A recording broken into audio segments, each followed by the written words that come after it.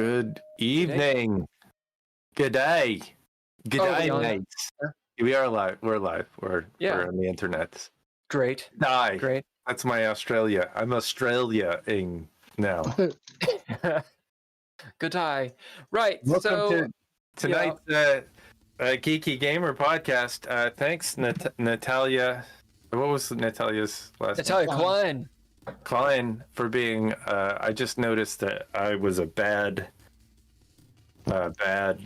podcaster and didn't. Bad man. To Natalia Cline, who has put us on live support, put their hard-earned money and such into our podcast, and I haven't updated it.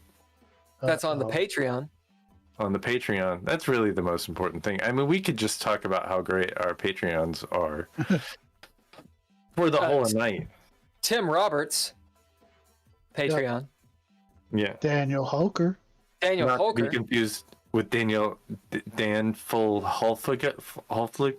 Dan Fulflicker. Haniel Dolfiker. And Nostalgic. And Nostalgic. Also Patreonic. Hitting the Patreons. Hey, if you guys haven't figured it out, there's a Patreon. We're doing the live show on YouTube, the DreadLore channel on YouTube, and also for some reason we've seen fit to stream to Facebook. Why? We wanted to give Facebook a little love. It's been a while. Is it worth it? Is it? I don't know. I don't know. Because the people don't use the Facebook anymore. The young kids. Facebook's like 3 generations ago or something. Oh, you know what's funny? I just reached out to a number of my friends, and one of them has already gotten back to me and said it would be fun. And they are MTG. I think that's Magic the Gathering. They're into that stuff. Oh, I see. Card games and such. I mean, card games are cool. I don't. And they were a host on some their podcaster. Do they want to jump on or something? I don't know if that is possible, but I think we need to schedule them. We need to get them on. Get them on the GGP, man. Get them on, because like this is really the best. Get them on and get them off. Yeah, get them. One right after the other. Around. Backwards and forwards, left and right. It's a Wonka Vader style. I have shared this on my Facebook like 3 times now. Right. So if anyone wants to know what the fuck GGP is actually about, basically, I'll watch this episode. It's Ken and myself interrupting each other over and over, never actually finishing any thoughts. What now? Nope. Yeah, and usually drinking. So now what we're doing, we're Geeky Gamer Podcast is 2 gamers. Actually, right now it's 3. It's a few gamers.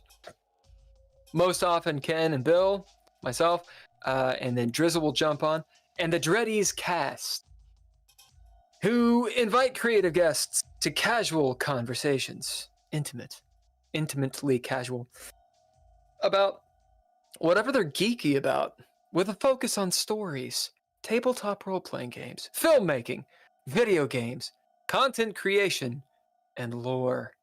Oh, the lore. You know how many people we've cycled through, potential guests, and they're not into any of those things, but they're like, hey, let's rock and roll. They're like life coaches. Everybody's a life coach, like certified. Tell me, what the fuck is a certified life coach? CLC. I don't think the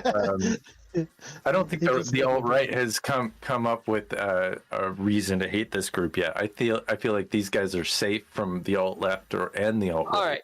Now, this is the other thing that GGP is about. We Ken will go on ad nauseum about how we need to go into games, deep in the pain of games, and away from politics. And within 10 minutes, this motherfucker is throwing down. CLC though, you can't have CLCs. That's like that's wrong. No CLCs are allowed. That's just like I'm gonna put my foot down and just shut that down right now. Drizzle, what is a certified? What is it again? Certified life coach, right? Life coach. The fuck is a life Just, I would think that it's like a therapist, but for career path. Huh? Is what I would. Why do think you it always would be. make sense? Well, I mean, A that's- therapist, but for career path. Is that? I guess so. It seems like a college advisor. well, yeah, but you have to graduate college one day. So Shut this is up, for Drizzle. people who aren't in college. Shut up. I guess we should look it up. Certified life coach. The fuck is that? Oh, yeah, you could look it up. I mean, I think it sounds like an expensive way to get you through the day to day. I mean, if I was a certified life coach, I would want to make at least, I don't know, $100 an hour or something. Oh, at least. They don't make that much. Oh, There are 75? inevitable ebbs and flows in life. Full stop. Sometimes a person will find it easy to continue on the path in front of them, and other times they may find it harder to figure out the right next steps. A certified life coach is a person trained to help other people navigate those more difficult periods. will they help us with gaming? I mean, how will they help my character, my role-playing game character, figure out the very difficult task, puzzle, mind you, that the arbiter has put in front of me? And can I get them on speed dial if maybe I could text them as we go along? Do you think they'd help my role-playing game ability, my role-play ability? Hey, Rodney. Oh, what's up, Rodney? In no, game or out of game? what a life coach would Either. do is sit down with Nord and go, Nord, so you like to do these so Nord, you like to do these adventures and stuff, but all of this drug use may not be the best. And then they would talk to you about how drug use may hinder your ability to go out and find these adventures and find the stuff you're looking for. And then you would end up firing that one and going with a more alternative life coach who would be like, no, you've got to use the drugs to find what you're looking for. If you want to flow with the other world, the drugs help you do that. That's what a life coach in game would do for Nord. I don't like the drugs, but the drugs like me, Yeah. kind of thing. Oh, so anyway, I would like to take this moment to give a shout out to DreadLore. Yeah. It's a storytelling TTRPG system with an original fantasy punk setting. You can find more about DreadLore in our link tree Yeah. by typing in the link tree, which is like LINK something or other with a dot. TR.ee. Just go to dreadlore.com. At DreadLore. But if you go to the link tree, if you know how to do a link tree, it's actually really helpful. So the because- link tree was designed, all right, so that you could have a link, right, a single link on like your Instagram bio, right? Because you can only have one usually. And so it's like, oh, you can get all of your links in the bio. But you're not really, it's not designed to be like, oh, it's ease of use. It's designed for social media, right? So go to dreadlore.com. Go to our Instagram. If you want to find out what's up, Buck Mud, shaking, dude. DreadLore is for everybody. Everybody. So we got a few topics tonight. One is engagement. One is social media. One is professionalism. Hey, Drizzle, what is professionalism? Are we gonna Google this one too? No, I'm gonna No. let Drizzle answer. Okay. But yeah, Professionalism is just knowing knowing your environment that you are in and adjusting to be suitable for that environment. So you're not trying to offend anyone, but you're trying to do the best job you can in that environment and knowing what that environment is. So like for me, professionalism at a haunt is different than professionalism at a business. So like my professionalism is still getting stuff done at the haunt and stuff, but I'm doing it in character and all that sort of stuff, which I would never do in a real workplace. you would not be in character at the real workplace. No. I have done it before back when I sold insurance, but I would not. That was only on Halloween. But Ken, what is professionalism? I don't know. I think it's like if you say you're gonna be somewhere, you're there. If you say, you show up to work 10 minutes early. I mean, to me that's what it is. Like a lot of people might disagree with why would you be there early, and you stay until the job's done, or I think that is different if you have an office job, or like if you're in filmmaking, you show up 30 minutes early. Oh yeah, that's yeah.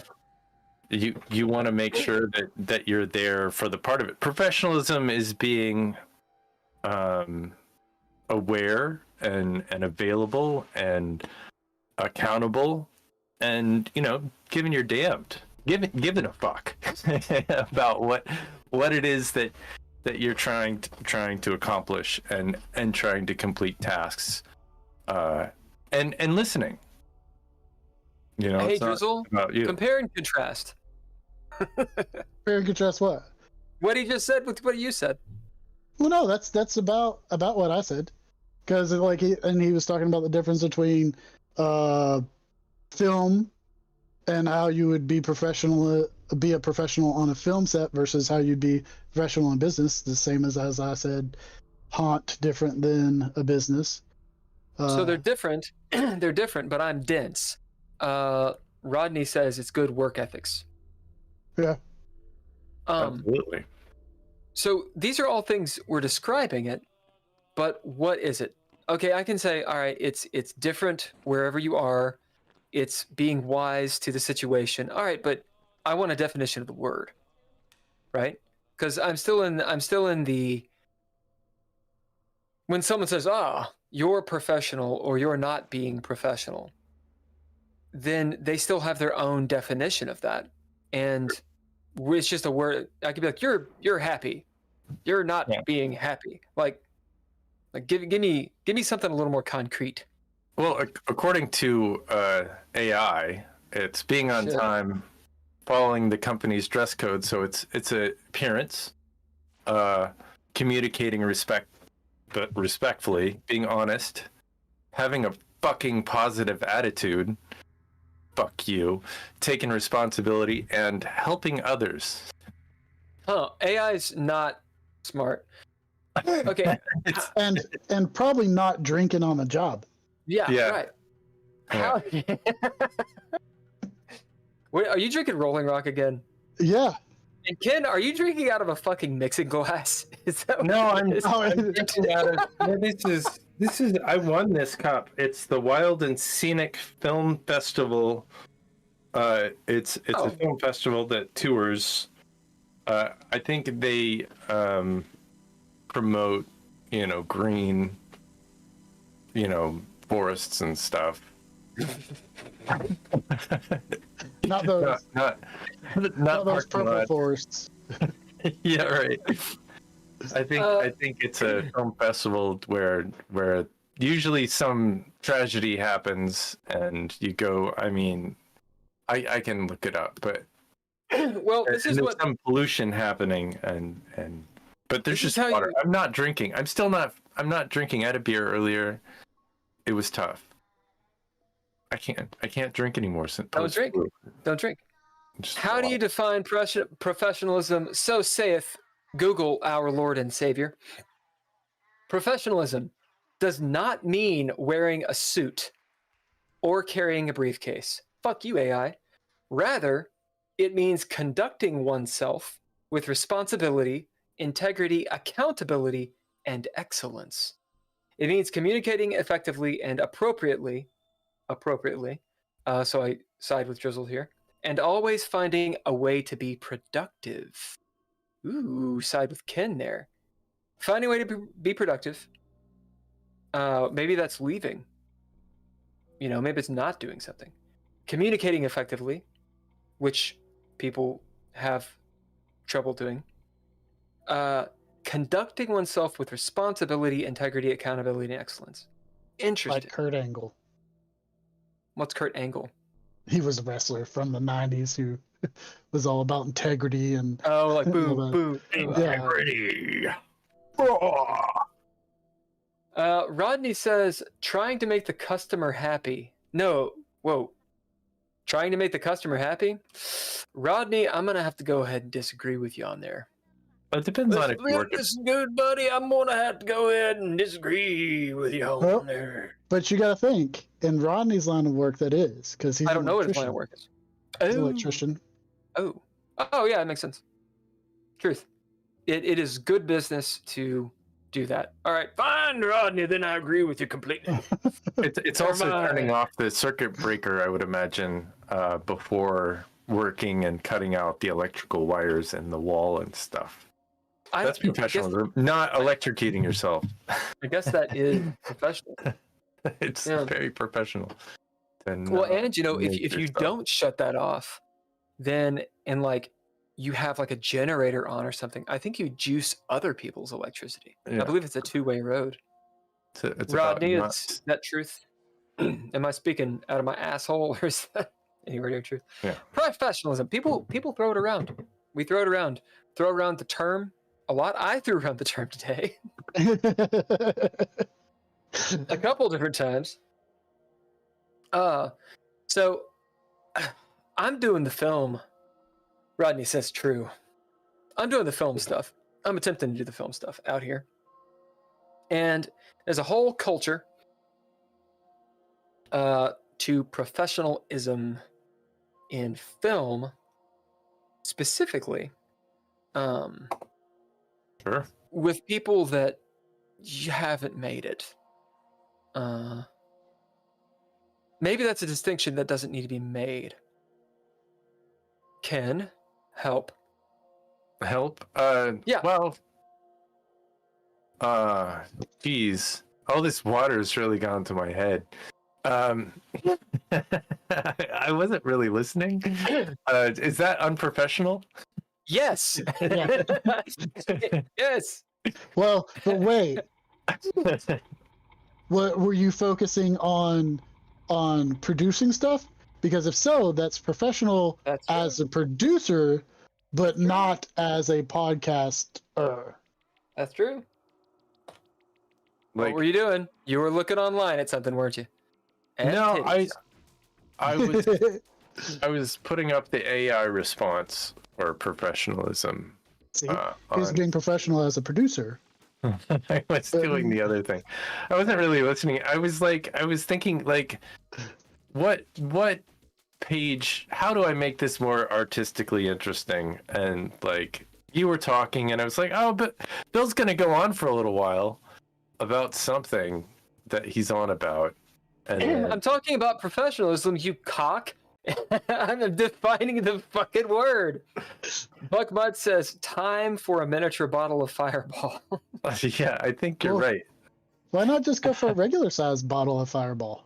Oh God, Fireball, God. I have a regular sized bottle of Fireball. Those miniature Fireballs don't have any whiskey in them. They're entirely made up. Fireball got in trouble for. Wait, really? putting fake Fireball in. Oh yeah, we're talking about this. That is unprofessional, by the way. Yeah. Putting fake shit into those mini containers of Fireball.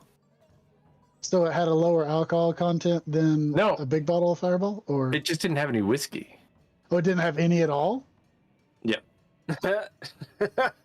So they were like non-alcoholic, or were they using different booze in Fireball? It was different booze. It was probably vodka. Like vodka's like the cheap shit. Whatever the cheap. Yeah, like not Everclear, but pure grain alcohol. Buckmud says, I only have 2 little ones, the bottles of Fireball, and leaving the house would involve leaving the house. Fair enough. Apparently, there was a lawsuit that alleges the mini bottles are contain no whiskey because it's spelled whiskey, I guess, and it's Wait, what? How is whiskey spelled? Technically, there's 2 ways of spelling whiskey. With an E. Yeah, one is the Irish way, one is the Irish way, and one is the everyone else way. But in January of 2023, there was a class action lawsuit that was filed against Fireball, saying that there was whiskey in there. I guess they spell it Fireball Cinnamon Whiskey with no E. I guess they didn't have the right. I don't know enough about it, but I'm kind of. I feel like you did it again. You're like you didn't listen to what I was saying, but you kept on, doing what you were doing. It's a malt beverage with whiskey flavor. Yeah. Oh my god. Like the difference between a Red's cider, which isn't a real cider because it's a malt beverage, versus an Angry Orchard, which is an actual cider. I did not know that. Yeah. Red's is a malt beverage flavored as a cider, where Angry Orchard is an actual cider. So Red's isn't actually made from apples, where Angry Orchard is. I was unaware of that. Buckmud says, the last time I drank one of these, I ended up rapping to Godzilla by Eminem, and I felt like I kept up pretty well that time. Therefore, that was whiskey with an E. Who knows? That's right. That's right. After just one little one? Buckmud might not drink that often. I was just questioning. Yeah, I don't know. I'm pretty sure Buck has got a bottle of Montenegro somewhere in that house. So I'm just saying. Then again, drinking straight up Amaro Montenegro is maybe not the best thing. I would rather drink it than motherfucking Fireball. No. God, Fireball's awful. It's okay. It's not my favorite, but it's okay. Oh Jesus. Jesus, Mary Joseph. Jesus. So Jesus, Mary Joseph. This bottle of Fireball is about 8 years old. I think not one drop of alcohol.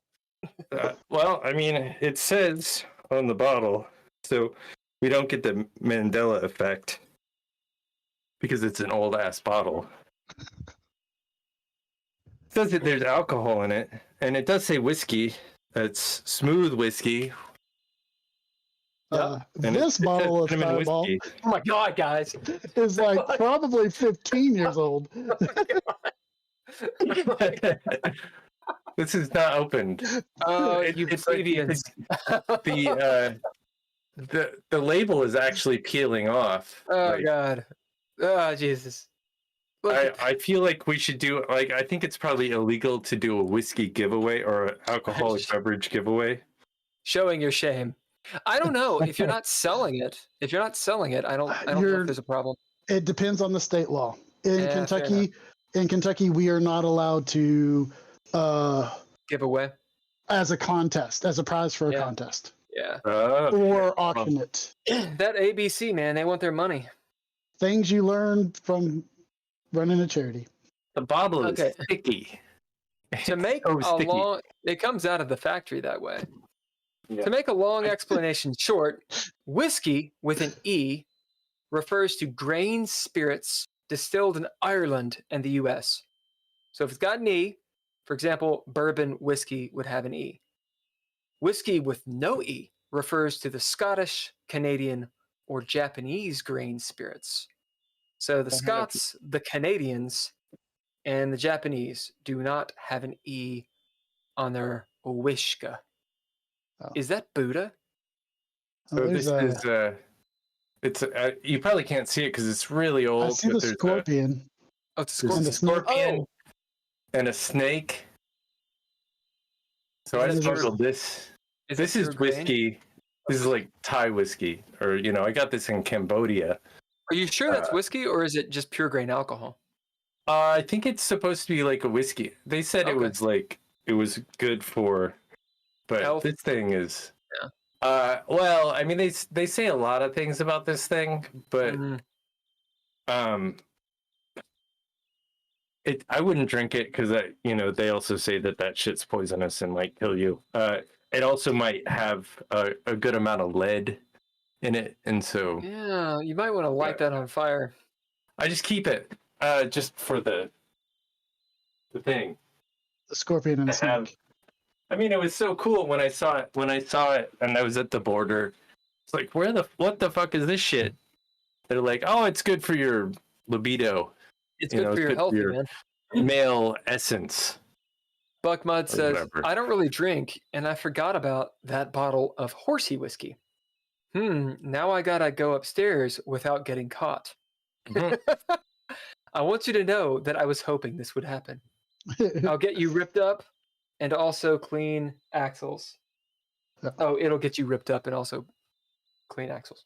That's probably the one with the scorpion and snake. That's probably the one with the scorpions. I doubt it's the fireball. Lord Almighty professionalism. So yeah, we were supposed to have a guest on tonight. No. But we're going to be professional and not name drop. Yeah, no, it would be bad. Don't name drop. So, don't do that. So Ken, what happened? I don't really know. I think it was one of those situations where like the guest kind of maybe an hour or so before we were going to start the show just kind of said, well, I'm not going to do it. But let's reschedule. Didn't really give a reason why, which is annoying. But I kind of feel like if you're doing a live show, you really got to give notice if you can't make it.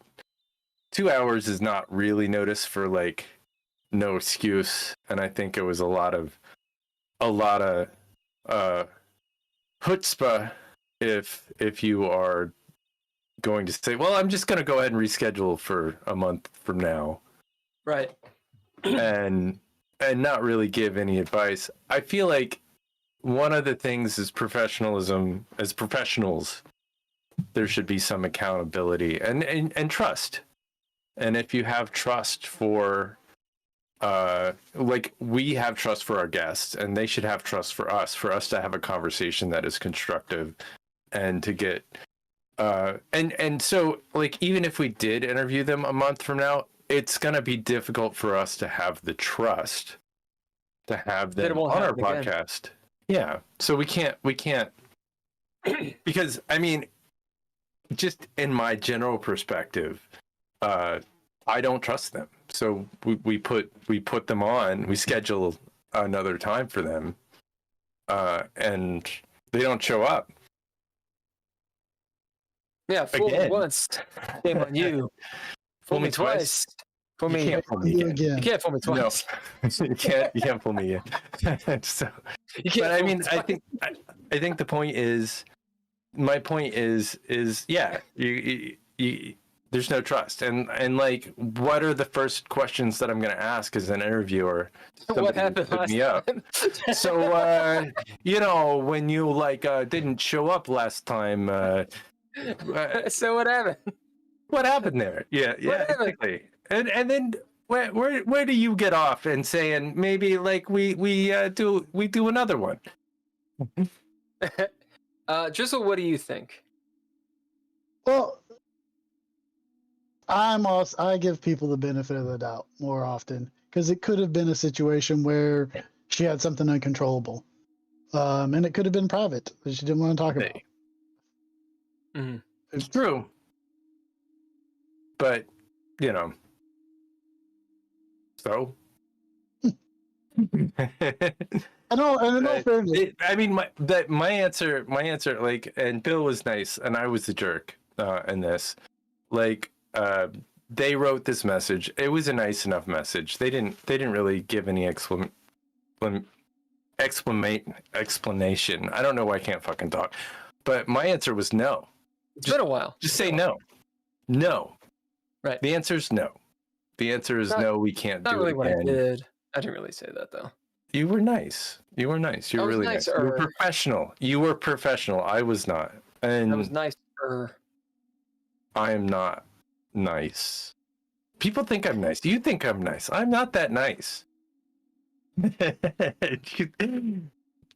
I respect people. I have empathy for people. It doesn't mean that I'm nice. Just as an aside, I think there's about a 30-second delay. Yeah, I think the delay gets longer as we go. Yeah. Anyway, there's a delay, y'all. So we will get to your chat and all that stuff. Whoa. Yeah, I mean, we trade off. Post-influenza, Ken, you behold your fields of fuck.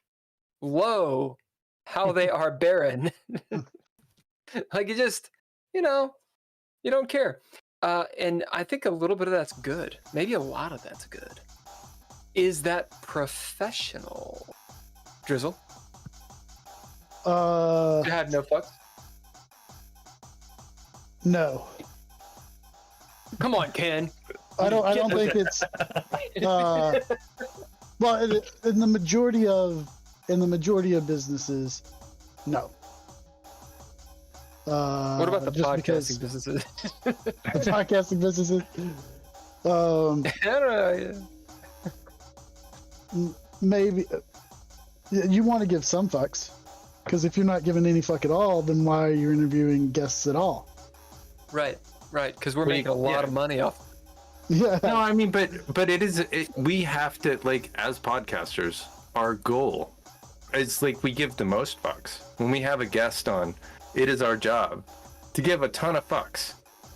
And if we were halfway decent broadcasters, we would have done some research on this person, and we would have research. We did research. Yeah, I'm saying the if. So we could have spent some time listening to their podcast, listening to some of the shit they talked about. I read the reviews. They got good reviews. Yeah, but it's we can't do it. They are now jaded. Like, I am jaded. I am hurt. We know. Because we spent time. You spend some time on something because we want to put the best. We have a bunch of questions. We care about who we're interviewing. We do research, and we just can't. I mean, sure, we can reschedule it again sometime, but that gets us back to, like, where's the trust? Right. We spent our due diligence and figuring out what it is about them that we need to care about. That was our job as podcasters. And so we have a list of questions and a thought, and, like, we wanted to bring out material and get them to explain their world, so that our worlds can become bigger and that we can become more intelligent because they've enlightened us to this thing that they're geeky about. What we're saying is, don't fuck with us, man. Or else we'll just talk about professionalism. We will talk for an entire podcast about how we hate you. We will talk the whole time. about how much we fucking hate. No, the thing is, we did do our research. We did reviews. What were we saying? I don't hate this person. I don't hate No, anybody. of course not. It doesn't matter. I mean, I hate a couple of people in this world, but not this person. I don't hate anybody. Okay, there's some people I fucking hate. Whatever. So we did. They got some good reviews. An interesting guest. All these things. I think you nailed it with. The problem is the trust. Like, this person probably had, I can give them the benefit of the doubt, they probably had something come up, something serious. It had to happen. Yep. You know, it could be anything.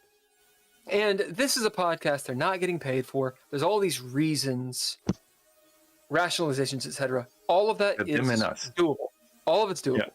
It's understandable. The issue is we don't know. And there's not that communication, which, if we go back to the definition of professionalism, is clear communication. And so now it's like, okay, well, we put you back on. That's a spot for someone else. Literally, it's a spot for someone else. Yeah. We could have had someone on tonight that people could listen to instead of us bitching about it. And that blows. So what do we learn from this? We got to have a backup or two. Rodney said shit happens. Yeah, we do need a backup, but we also need a cancellation policy. Not that means anything, because anybody can cancel for no fucking reason anytime anyway. But, you know, if you're going to be professional, typically there's a policy about all kinds of shit that we do. And the cancellation policy that I think we should do is, like, if you contact us 2 hours before we start saying, oh, I can't make it for whatever reason, for no reason, we don't do it. We don't try to set up another interview. You know, that site actually might have something along those lines. Just guidelines. And, you know, we could have people sign a form, but it's like, it's all nominal when it really comes down to it. One red flag that I saw was, so we use Discord to do this. At least for right now, we use Discord, which we might switch over. We need to test it out. Jitsi, which is not a racial slur. Jitsu. Oh, Jitsu. How do you spell it? Jitsi. Something like that. Jitsu. Reconfirm. Well, there you go. Jitsi. You know. Anyway, we might start using that. One of the red flags was to get on Discord. If anybody has gotten on Discord, how easy is it, Drizzle, to get on Discord and to figure it out? To get on Discord is not hard. Sometimes to figure it out is.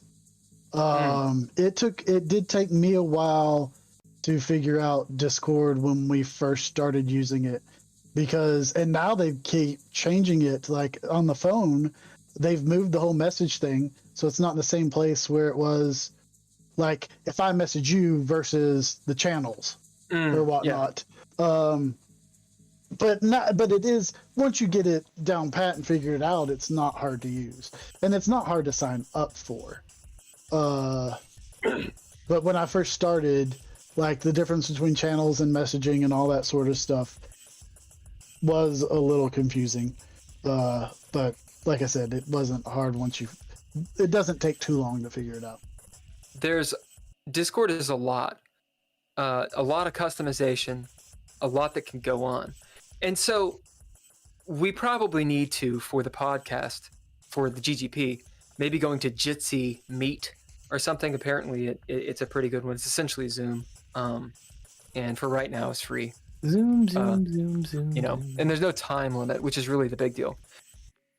But this person, I had to message them 3 times over the course of probably a couple weeks, being like, hey, you need to get on Discord. Here are the links. When you set it up. And even today, before they canceled, still hadn't. And I messaged them, was like, hey, look, you know, if you're not on there, like this could actually be a deal. Like you need to get on there. Ken and I talked about using Jitsi Meet, which is even the reason I know about it. That's a red flag. It's like from the very get-go, I was like, here's our process, do this. And we've run into a few people, potential guests, that they just procrastinate like hardcore. And I guess that's just part of the business. Sure. Well, Yeah. it's not like I said, it's not Discord hard is to the get hard. one started. Do what? It's not hard to get one started. Like more so for me, it's harder because you get in the channels and then each channel has multiple channels. That's what made it confusing for me a lot getting started was, am I in the right channel? And then how many other channels are there under this main channel? So like, but if they don't have a Discord and you can't message them one-to-one, like that's easy to do. So they're called servers, categories, and channels? But whatever. Tomato. No, you're right. You're right. It has taken me forever finding what is the button on Discord to be able to just do a normal message. And then like if you haven't talked to someone in a while and you've forgotten their screen name because no one has the same name on here as anywhere else. Like my name is different on Facebook than it is on YouTube, than it is on Discord, than it is in real life. My username is the same everywhere. Right. And I am the only one of those. So you're right. You're better than all of us. no. Yeah, but your name in real life, what people call you is different than the name that is on that here. is true. His real name is So- Drizzle. Yeah. Ken. I'm just saying it's different. It's like I feel like I don't want to give up his. I don't want to like. His real talk name is his, Rob I don't want to used talk. it. Rob I don't wanna used talk it in his- chat. His fake name that he's got. My real there. name is Goddess Boom Boom. So Yeah. Sure. just saying. Just saying. Remember one of my former friends used to get on me all the time for saying just saying. Hey, guess what? Just saying. Not that person is listening. I'm not going to go that route. Sorry. It's just going down the rabbit hole. All right. So that's Just saying. professionalism. So what happened today? Before this, I was supposed to be in a meeting for a film thing. And we've gone back and forth on text, trying to find the day that we can all meet, 3 or 4 people, and it's like no one is quite paying attention to the text, or only a few people are. And it's just very frustrating to get people together and to do something. Okay, everybody knows this. Fine. We finally settle on a day, which was today. Not my idea, but I agreed to it. Settle on a place to go and a time. Boom. Hey, are we all confirmed? And there's no confirmation, save for one of the people. So I'm like, all right, well, let's meet. At least we'll meet. I'm on my way. I'm literally on the phone with Drizzle. And I get a message. It's like, oh, well, I guess we can't find a time to meet, so we'll just do it over Zoom. And I'm like, en route, driving in LA traffic. Oh yeah, fuck that. And I do have a day job that I've taken a long lunch to deal with. So I am pissed. So I turn the fuck around and I'm like, God damn it, I'm on the phone with Drizzle. He heard the whole thing. I was like, hold on a second. I call him back. Get home, get back on, and I'm like, all right, well, I've already taken off for that job, so we're gonna do an actual work meeting dealing with our other podcast, right? DreadLore live play, which is on Mondays at 7 p.m. Eastern Standard on Twitch. And people could knock that down, but we put a ton of time into it. It's work. We're talking about it, and I get this text, which is like, "Hey, where are you?" Now, mind you, I have skipped an integral part. What was the part that you cussed them all out? And Yeah, it's that part. That's the part. That's the one. Shut the fuck up, Ken. Is I that was the one? taking the moral high ground here. Yeah, sure. What are you doing? If I'm in Outing. my car in LA traffic, and like everybody abandons me, kind of last minute, because you got to get in the car 45 minutes early. Yeah. When you're going someplace, an hour early if you're gonna meet somewhere, and like it's probably around the block for them. That's why they picked this spot. So yeah, I literally would drop things off like hard drives with people and stuff like that. And I remember going and dropping a drive to somebody once, Which is not, and they didn't deserve this. They didn't deserve any of this stuff. They were happy waiting in the corner. They're an accomplished filmmaker. And I walked up to him and I was like, here's the fucking drive. Go fuck yourself and get the shit done. And then I fucking stormed off. Like, this is the side that you haven't seen of me. Nah, Well, lucky me. But you know, it's like I felt like they needed to go to the office and pick it up, and they just weren't going to do it. And so you had to drive. I did. I had the drive. I had a deadline, and they were dragging their feet because I was the full-time employee and they were the part-time or for hire employee. They didn't have accountability that they needed to get shit done. They didn't have professionalism. Well, I mean, I didn't either. I feel like I also I don't know. didn't have That sounds like you communicated perfectly well. I communicated a lot of F words. So for the people that are listening in the world, Make them work harder. in the world, let me elucidate you really quick. This is something I did not realize until I lived in Los Angeles. Now, Ken knows what I'm about to say, but I'm gonna paint a picture. Driving here, so people are like, "Oh, LA traffic is bad," and I was like, "Yeah, LA traffic is bad." Okay, let me frame this for you, because it is the kind of traffic that the system is such that I have not seen before. And I've been to a few places. Both Ken and I have been to Southeast Asia, where the chaos reigns on the road. If you've ever been to Mongolia or like Ulaanbaatar, worst traffic I've ever seen in my life. Supposedly in India, the traffic is like crazy. I can't talk about that. Yeah. Peru. Bad traffic. Let me frame it for the US, Los Angeles. Okay.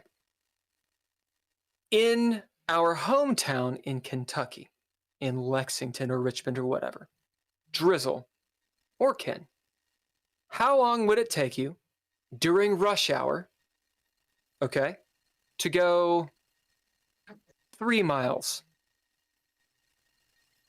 15 minutes? 10, maybe? 5? During rush hour. Yeah. I don't know how far 3 miles is. I mean, if I was going to jump... Hamburg to Nicholasville Road. Hamburg to Nicholasville Road? That's probably 15, 20 minutes. Yeah.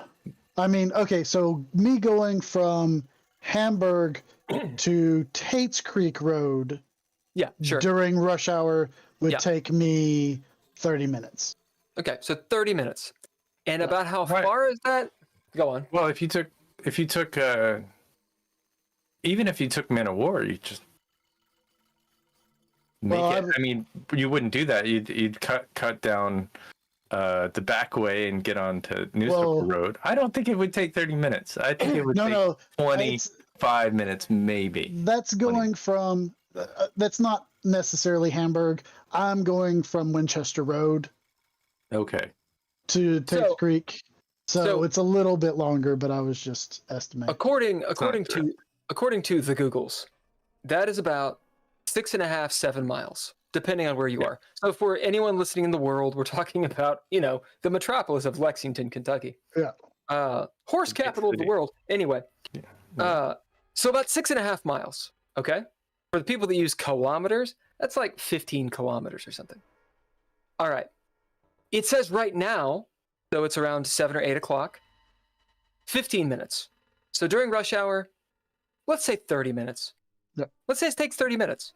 That's a lot of fucking traffic. And and Lexington has a way more traffic than it should for the size of a city.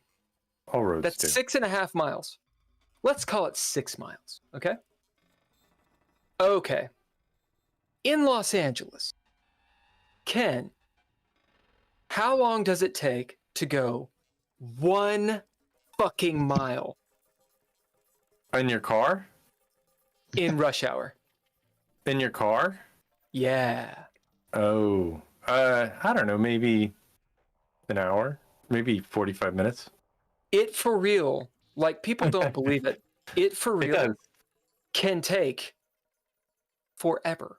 So when I look at my little map thing, because I don't know where I'm going ever, I use the map quest thing, and it takes me my routes and whatnot. And I try to avoid the highways. I fucking hate the highways. I don't like the Well, culture. your on them. car is, it's like driving a tank. Yeah, I've got a I fucking mean, tank. you're driving two cars, Well, I'm in a fucking truck. basically. You know, I'm in a truck, and you know it's a thing. So Your car is 3 smart cars long, maybe 4. so Hello, Nathan. what's up, Nathan?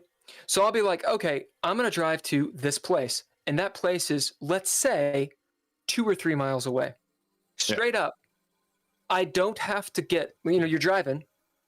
And normally, if you're gonna get off the ramp or take the turn, you would get into the lane to do that, right? Sure. Especially in heavy traffic. You want to Yeah. prep to get in there. Although they don't do that in LA, they just jump in front of you. But let's say you're sane and you do Yeah. that. If there's room, if you can fit your nose in, it's fair. That's just that's not cutting you off. That's just an LA maneuver. So yeah. So what I do is I'm going. It's about a mile out, and I'm like, oh, I'll get in the lane. No. That's not what you do. What you do is you're a mile out. You might as well be 10. You wait. You're down to 0.5 miles. Yeah, it's forever away. You get down to 0.1 miles. Okay, now you can get over. Why?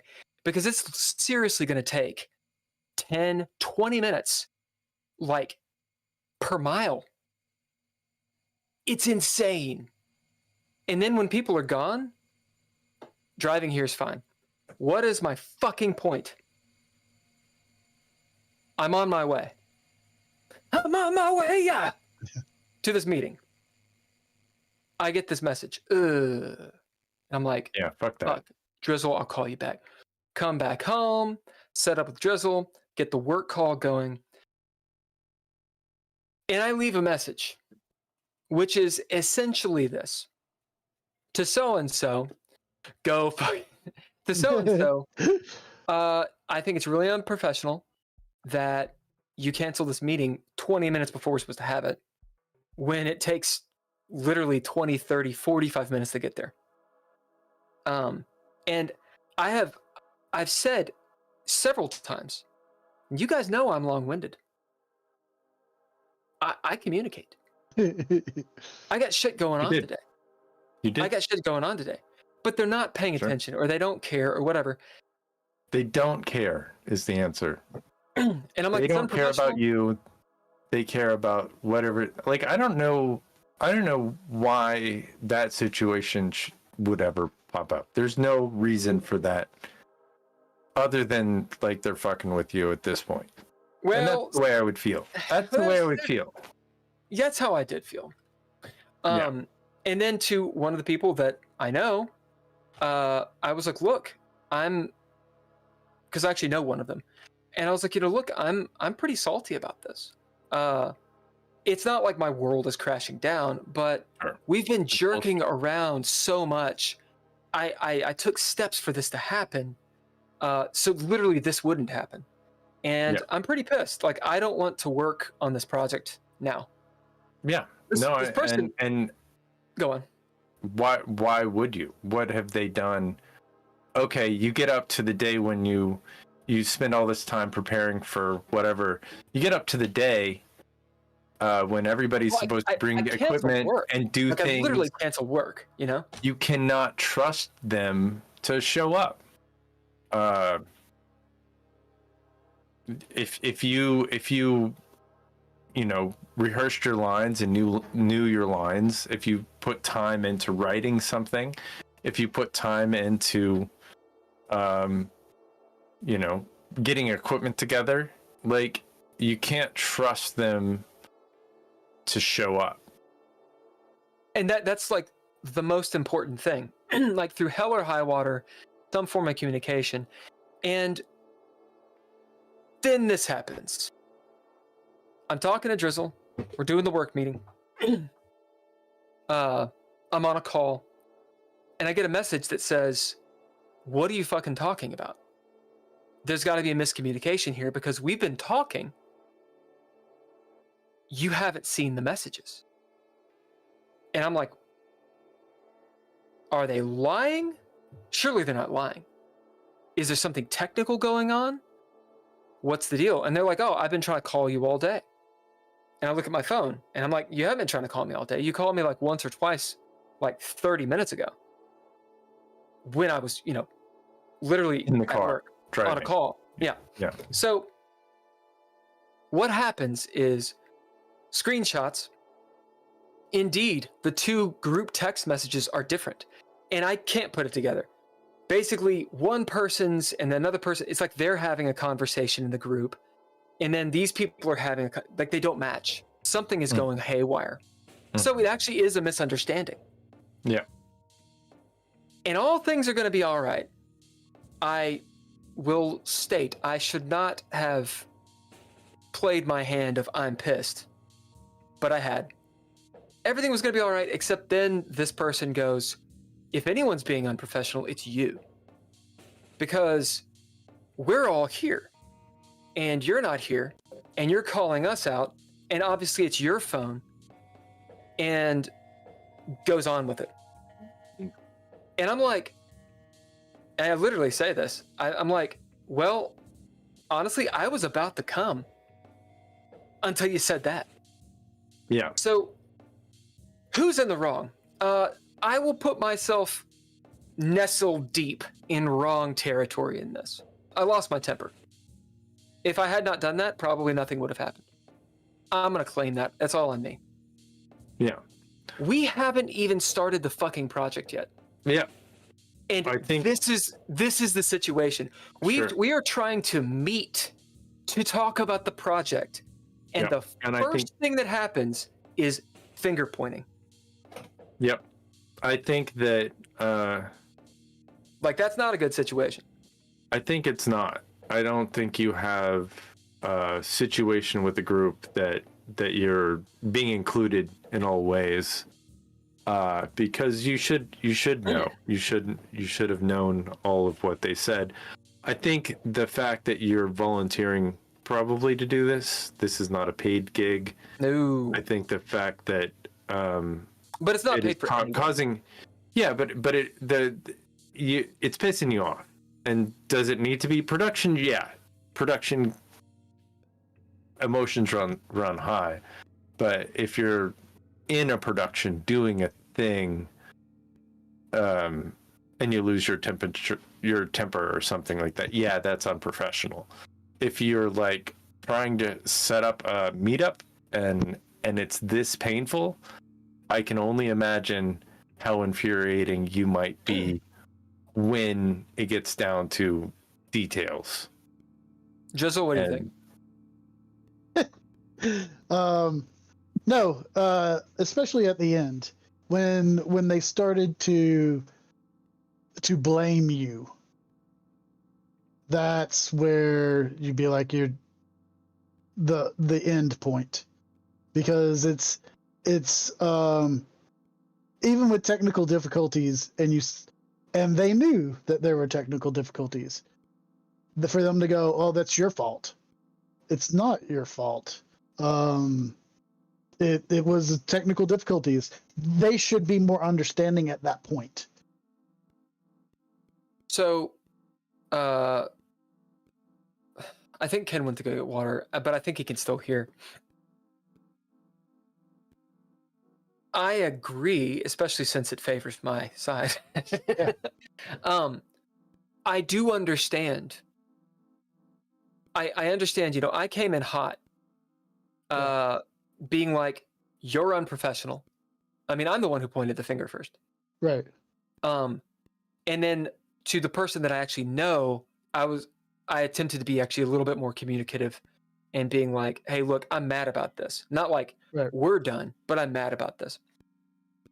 When we find out that it's actually a technical difficulty, the response of being defensive and getting mad at someone because they got mad at you is not productive. Right. And it is indicative of, I want to say it's indicative of an issue, but I won't go that far because it's just different from how I want to operate. I think it's based on like kind of what Ken was saying. How do those people work together? You have to try to work together. You have to, like, I was perfectly willing and in the middle of typing. Mm-hmm. Hey, look, well, I'm a dumbass. Okay, well, it's a technical difficulty. My bad for losing my temper, but it is understandable. Right, yeah. And on top of that, or before I can get that out, I'm told I'm the one who's unprofessional. I'm the one who has the problem with the phone. So it's my technical difficulties. How I'm wasting their time. And then it is insinuated that I'm lying about the whole thing. Right. That I'm lying about being on a work call. I'm lying about even having gone there. Yeah, fuck those guys. And it all ends with something along the lines of, what was it? It was bro. Bro. It was get real now. Bro something. Bro. Get real now or something. Yeah, bro, get real now. Yeah, right. Yeah. No, come on, be real. Say that to anybody. Bro, come on, be real. And I was like, okay, never say bro. Don't say bro. Don't never bro say me. bro. Don't bro me. Don't bro me. Don't bro me, bro. Don't bro me, bro. Bruh. Second, bro. If you're gonna say that I'm a liar, have the chutzpah to fucking say it. Sure. Say, I think you're lying. Or, are you really on a work call? Like, yeah, that's don't bullshit. insinuate it. Because we're from Kentucky, and maybe it's a cultural thing. Maybe I'm full of shit.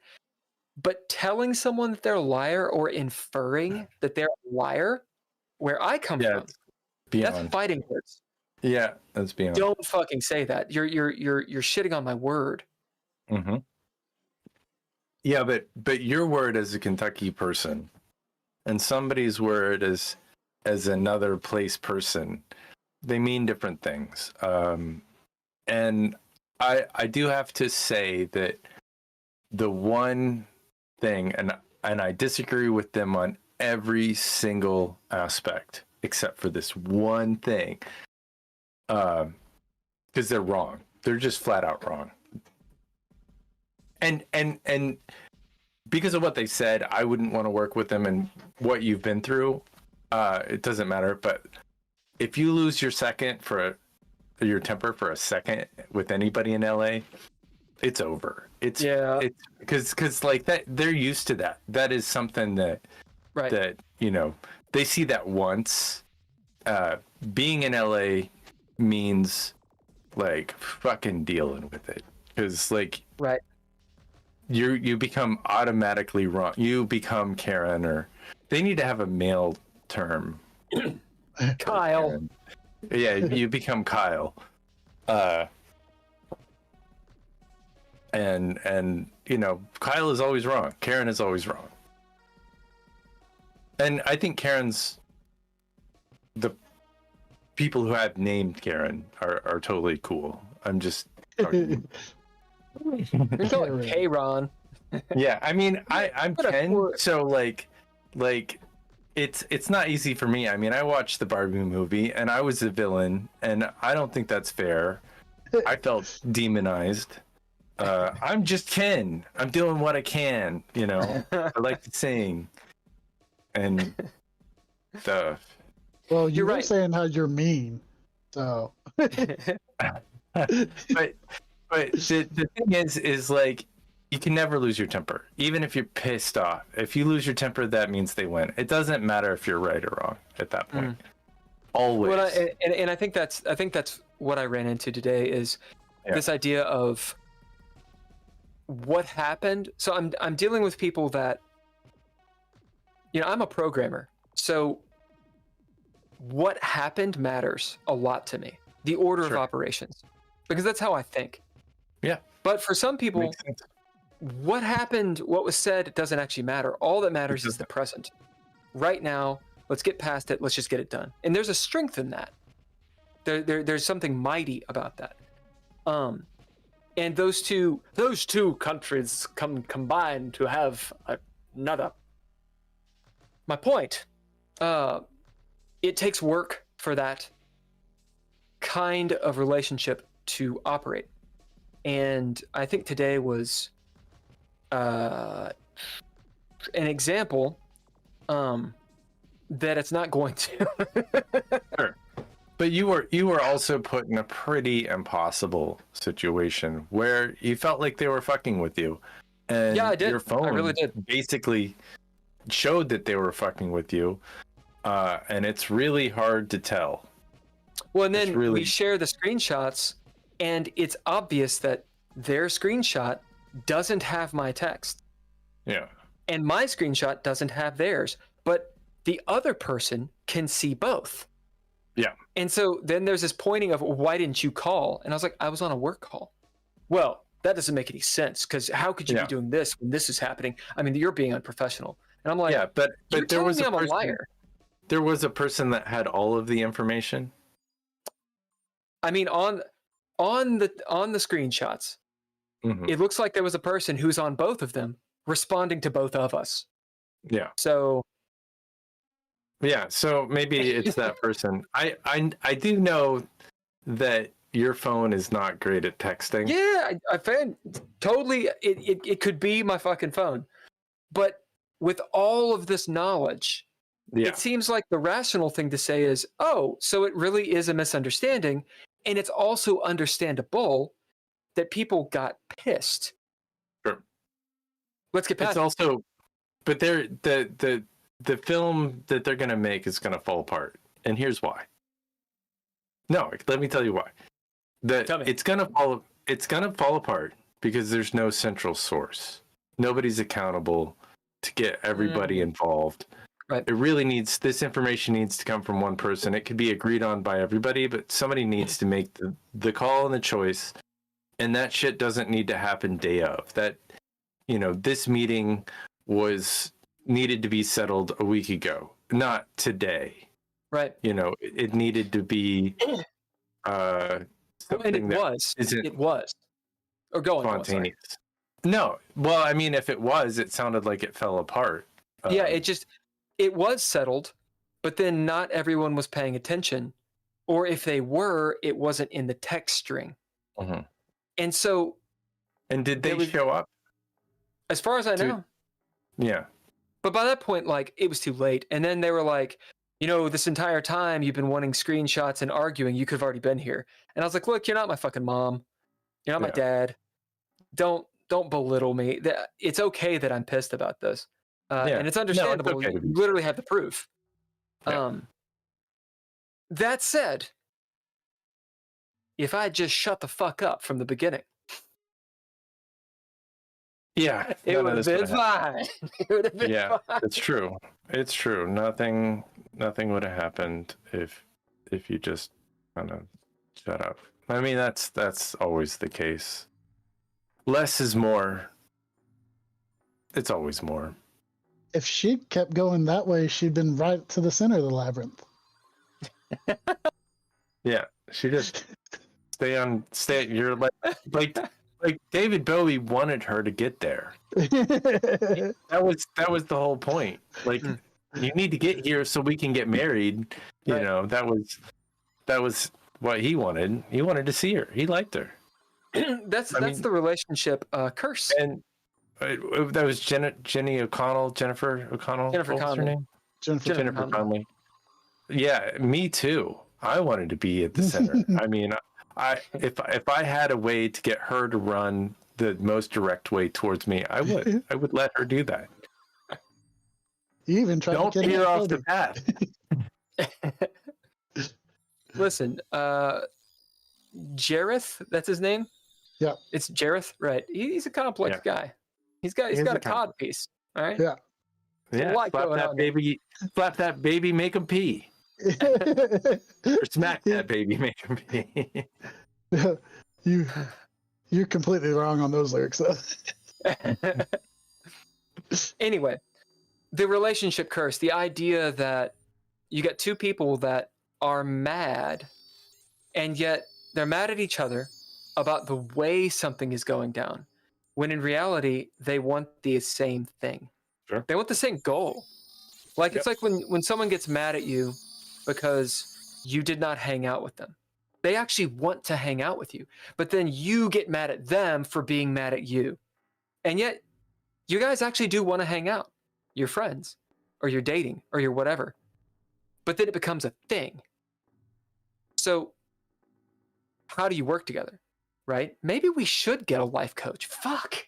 God, full circle, baby.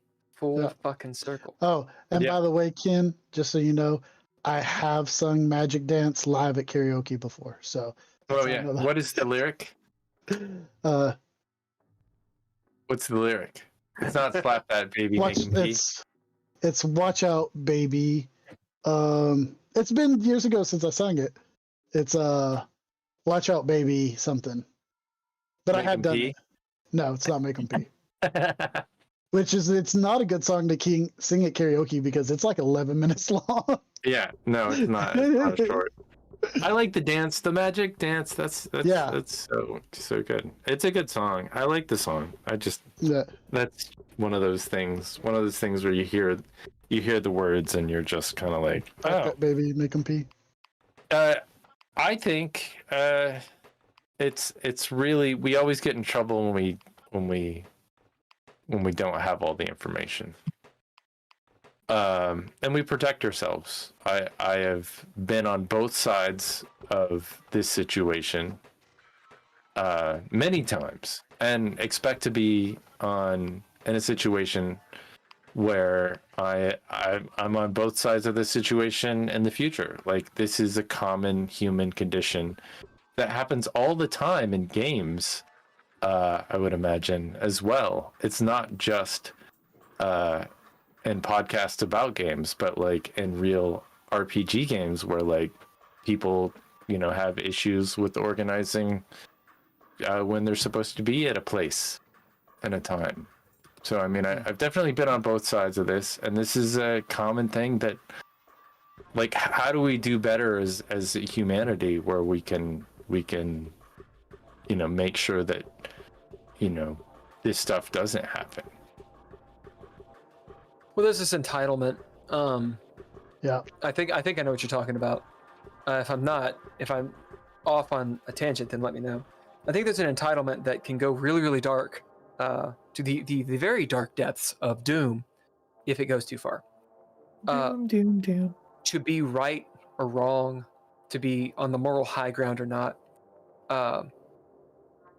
How dare you call me out? Yeah. That's true. I mean, that is a failure. Yeah, that is always a failure. Like when I dropped that guy a drive that was helping me out, I put all of my anger on him, and he didn't deserve any of it. It was my anger, and controlling your emotion is probably the hardest thing in the world to do. But when you feel like somebody stood you up, right, it's hard to control your emotion. I mean, that's one of the things I think as people that we get most upset about. What else other than you stood me up? You violated my trust. Like, we had a trust, and now that trust is broken. How do you rebuild that? Right. Well, and it's not a singular event usually. Yeah. It's something that's aggregate. It's like water that gets under the fucking sidewalk. Sure. Like, I mean, if this was the first time, do you think you might have had an issue with trusting this group?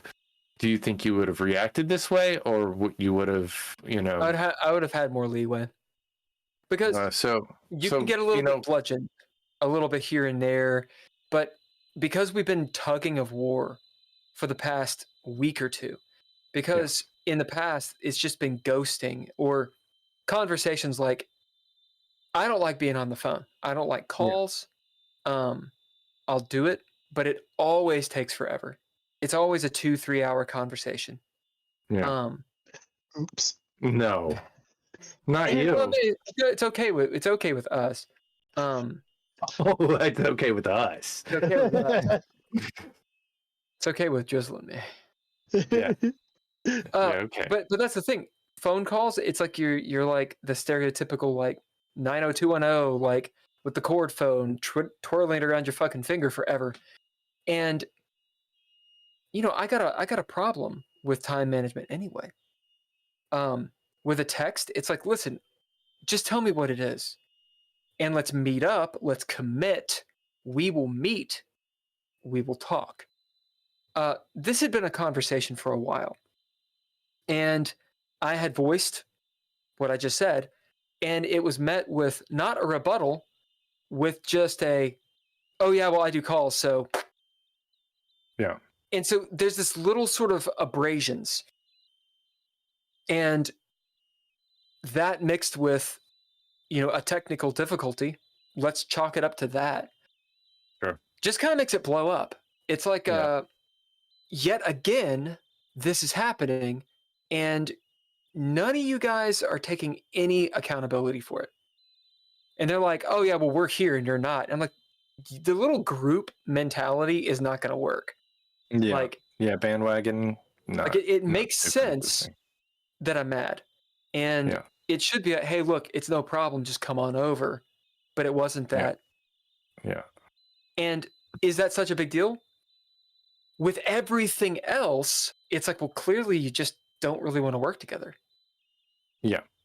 I mean, I think I would rather be their friends than try to be friends and work. Because when shit happens and we're friends and work, it blows up.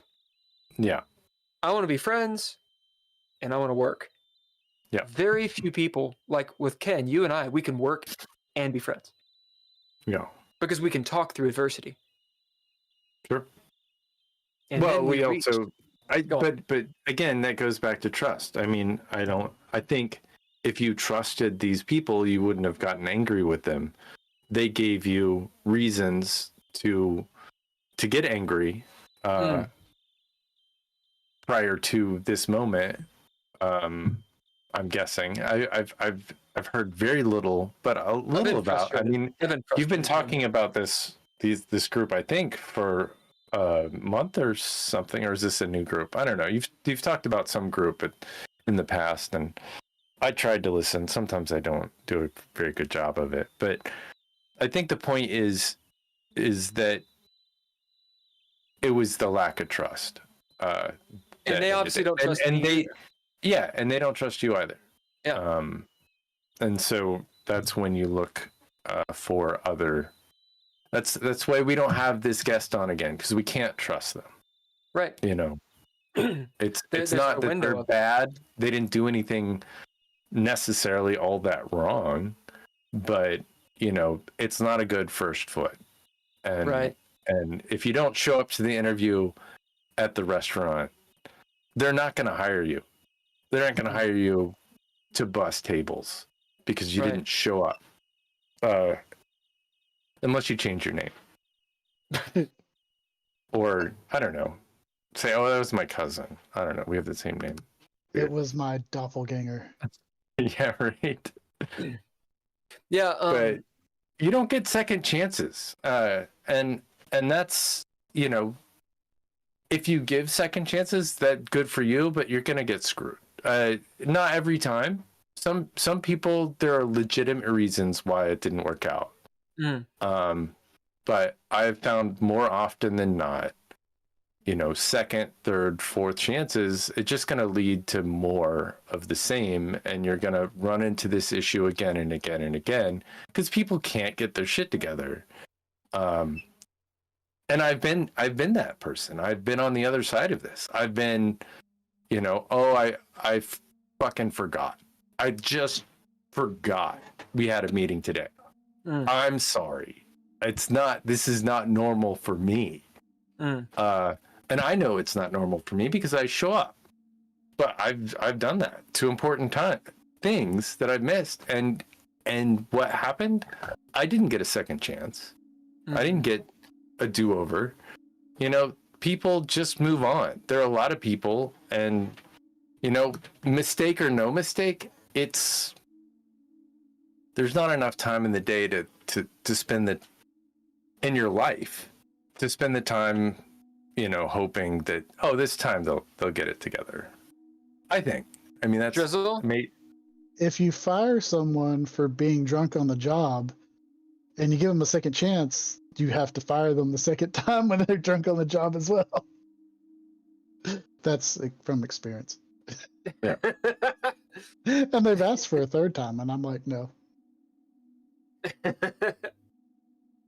Well, I mean, tell us a little more about this. We just talked for like 37 minutes. I can't go into details on that. What's their social security number? Tell me who they are.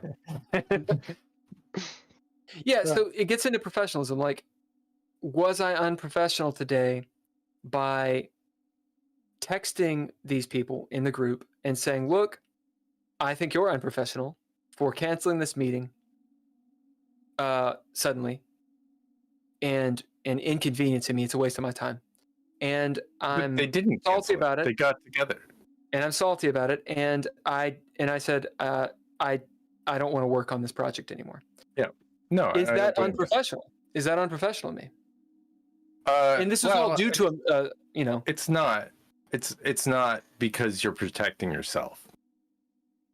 I think it's important to follow what you feel. Like, professionalism to me is like, if you feel like you are not being treated fairly, you peace out. You just take off. Like, it doesn't matter. You're being true to what you need as a person who is a creator and an artist. And that's when you're successful. You build the world around you that is functional. Like, if you surround yourself with people who you don't trust, you're never going to succeed, and you're going to be miserable. And yeah, you might do this and that, and I don't know. The road not traveled it's hard to tell. But you got to protect yourself, and that is professional.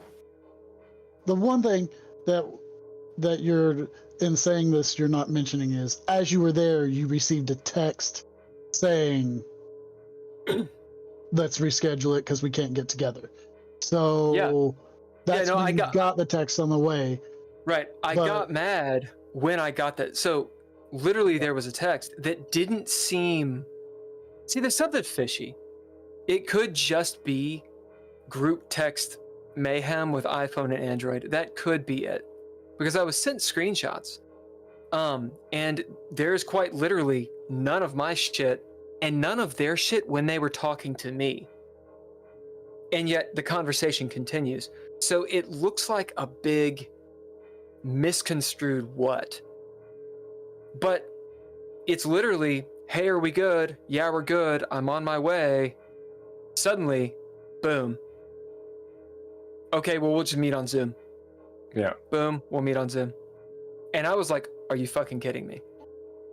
Like, this is literally what I was trying to avoid. And the answer that I got was, well, if all this had happened, why didn't you call? Clearly, this is all on you. And I'm like, yeah, but why that's would their, I call? that's their version of...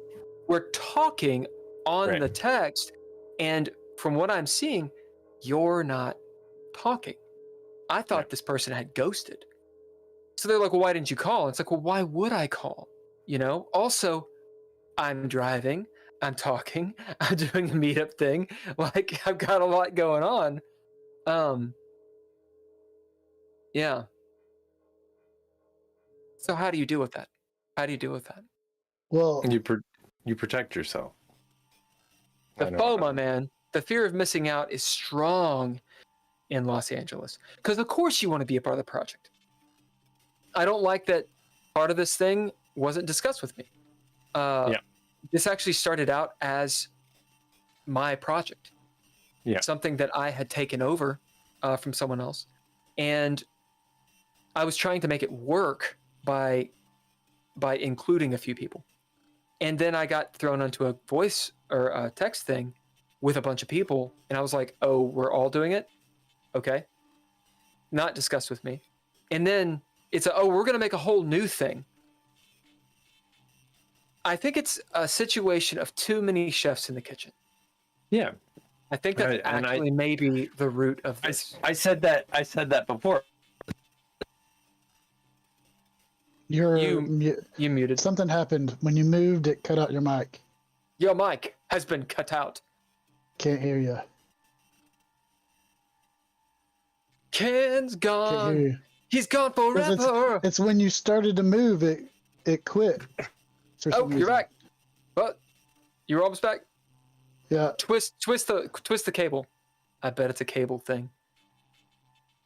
Your cable is undone.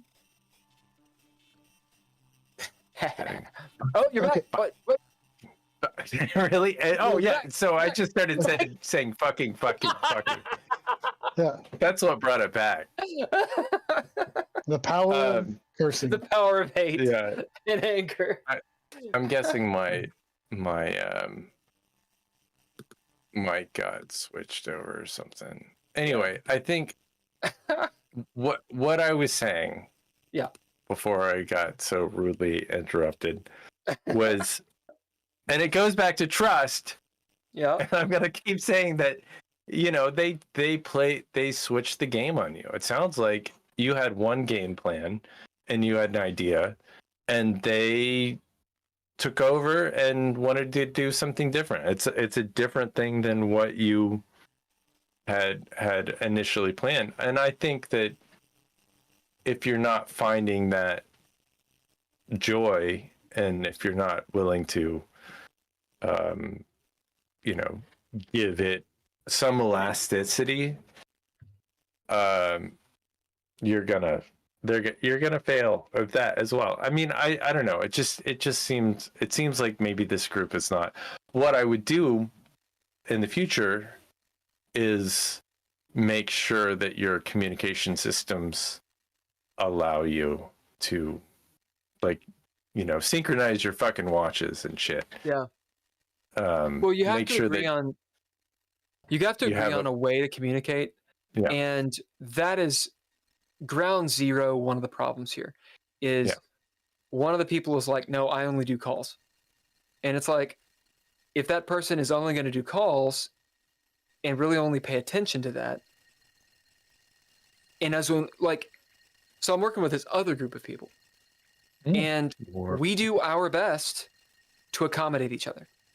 Now, also, these other people are not friends, they're colleagues. So maybe there's that ability. But it's like, oh, you can't make it? Okay, we'll figure something out. What can we use? I don't care if we Zoom. I don't care if we call. I don't care if we whatever. But you sacrifice to make something happen. And with this group, the feeling I get is, okay, well, if it's not convenient, then we're not going to do it. Well, I don't really like doing that, so we're not going to do it. And that makes everybody start hardening up and just not wanting to do stuff. When you don't get results, you stop trying. Segueing into a rant about engagement and social media. So we do this podcast. We do the DreadLore Live Play podcast on Mondays. I do Chess with Bill podcast thing 3 or 4 times a week. Suffice to say, we're on the social medias. What a waste of time. A massive, massive pile of shit social media is. Now, am I preaching to the choir? Am I just bitching? Do you guys have any opinions on this? Sure. Continue. So are you talking about like social media is a waste of time because we Yes. don't have 1,000 followers, or Right. it's a waste of time because even if we did have 1,000 followers, does it really matter? I'm talking about all of it. Anything that we say? I mean, I was in a conversation earlier with some people who are terrestrial broadcasters, not podcasters, but they literally are on the radio weekly or daily, or I don't know. I don't want to out them because what they said sure. was pretty bleak. Oh, And wow. they said, you know, we are not attractive women with cleavage at a drum set. And that's what people want to see. Do I believe At a that? drum set? No.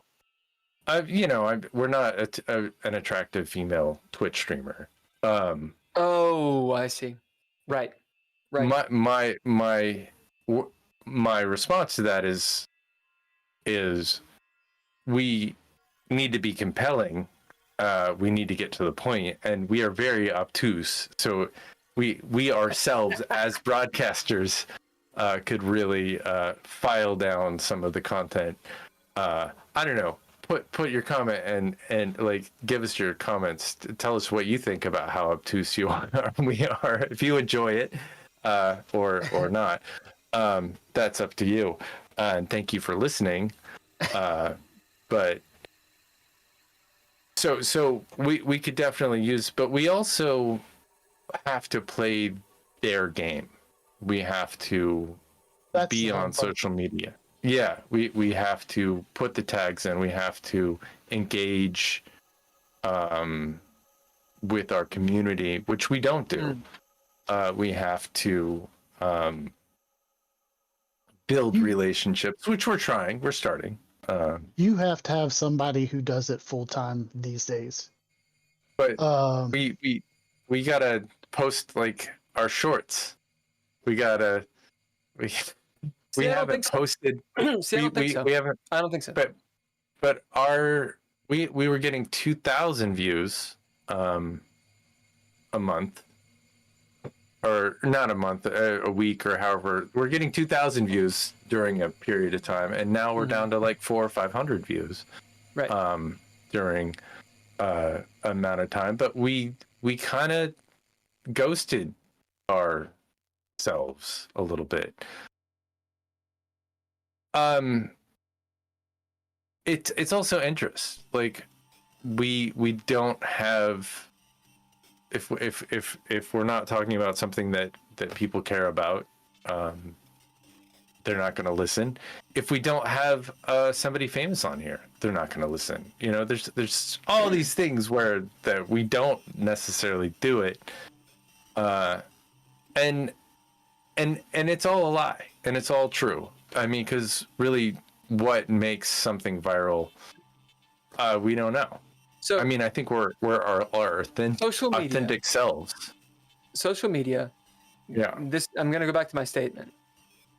It's bullshit. And one of the things that just in our own situation, of all the projects we're doing, one of the situations that one of the mistakes I think that we're making, and I think a lot of people make it too, is no focus. So what is the point of social media? Right? Like, what is the fucking purpose of it?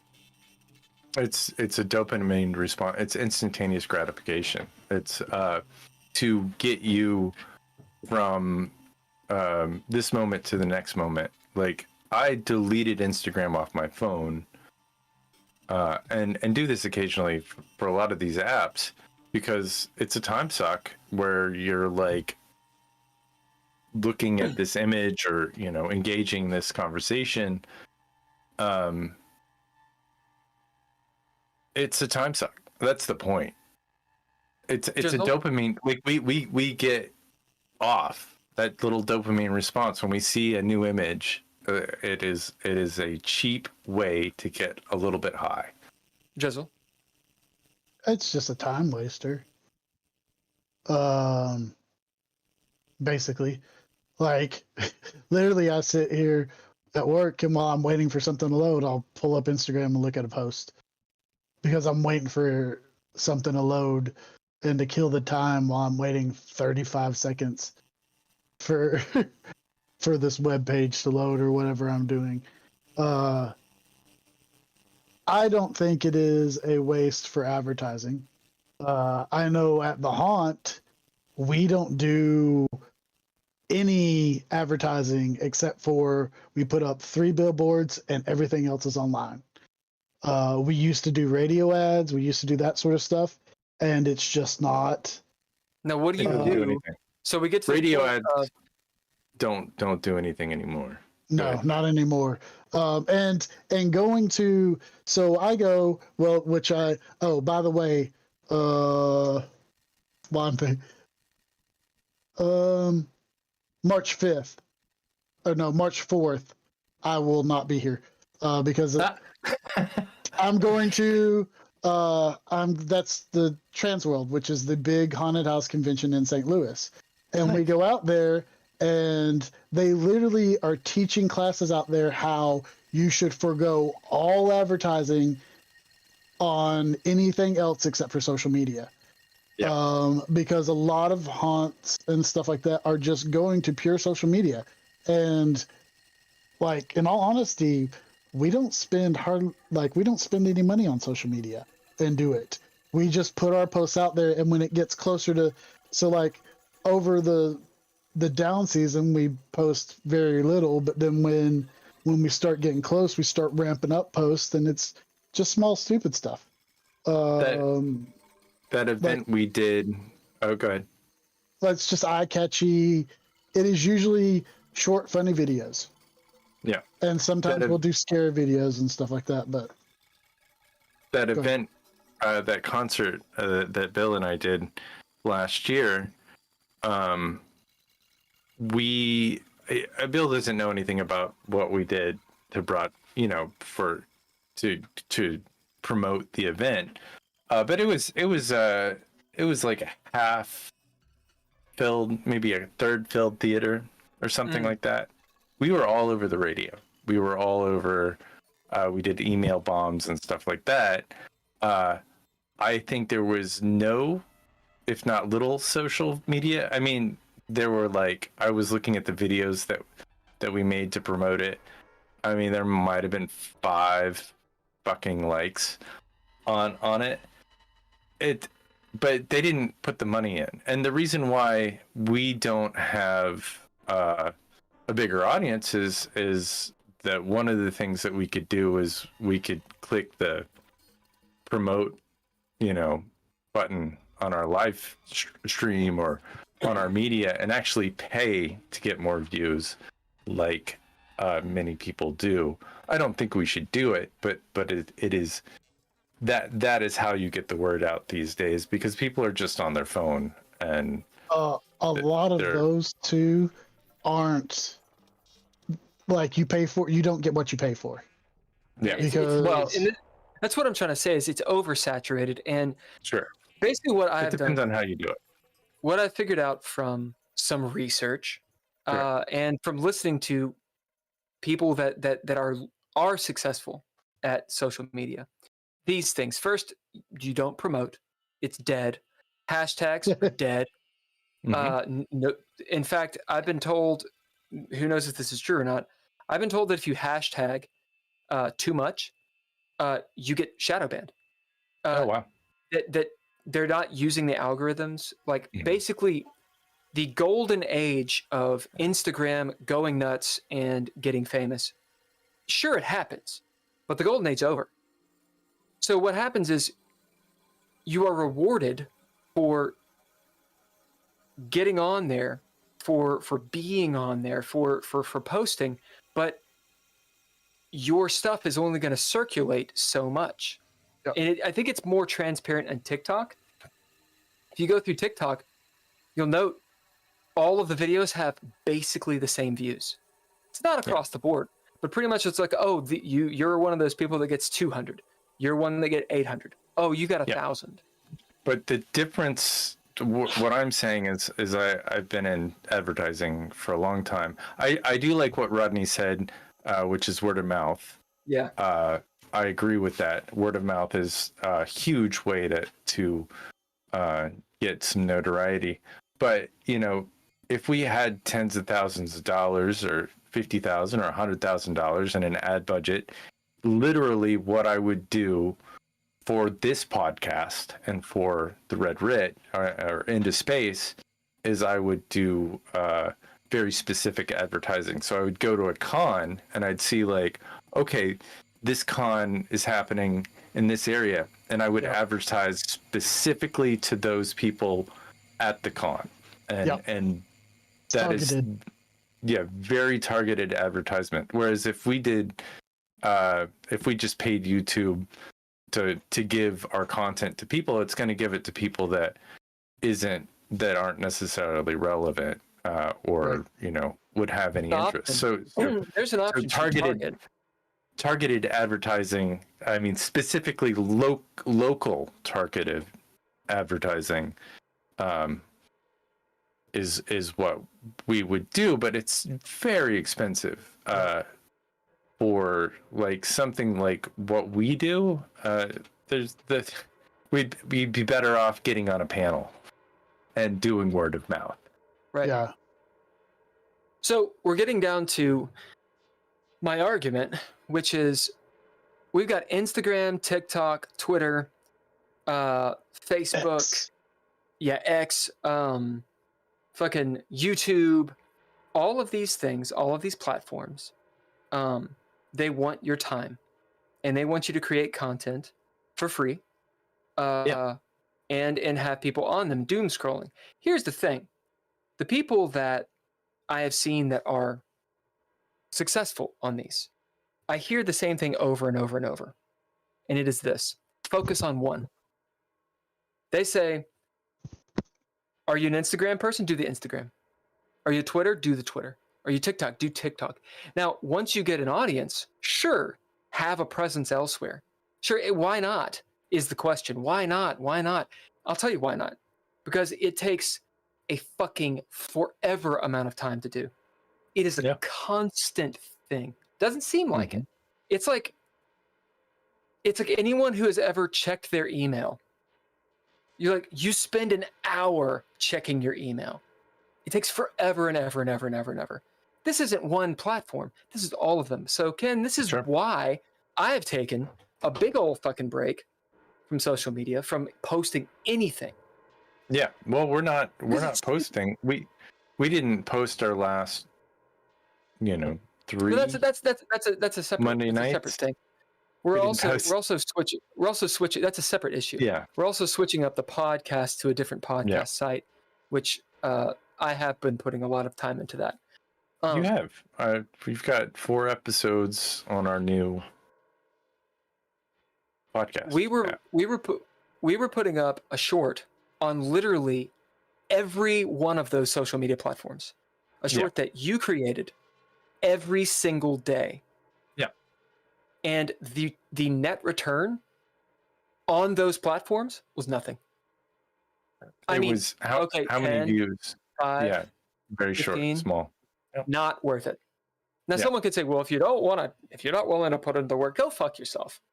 No. That's not how these motherfuckers did what they did. Right. But I do think that we should pick one, and I think we've got 2. It should be Twitter. It should be Twitter. We've got Twitch.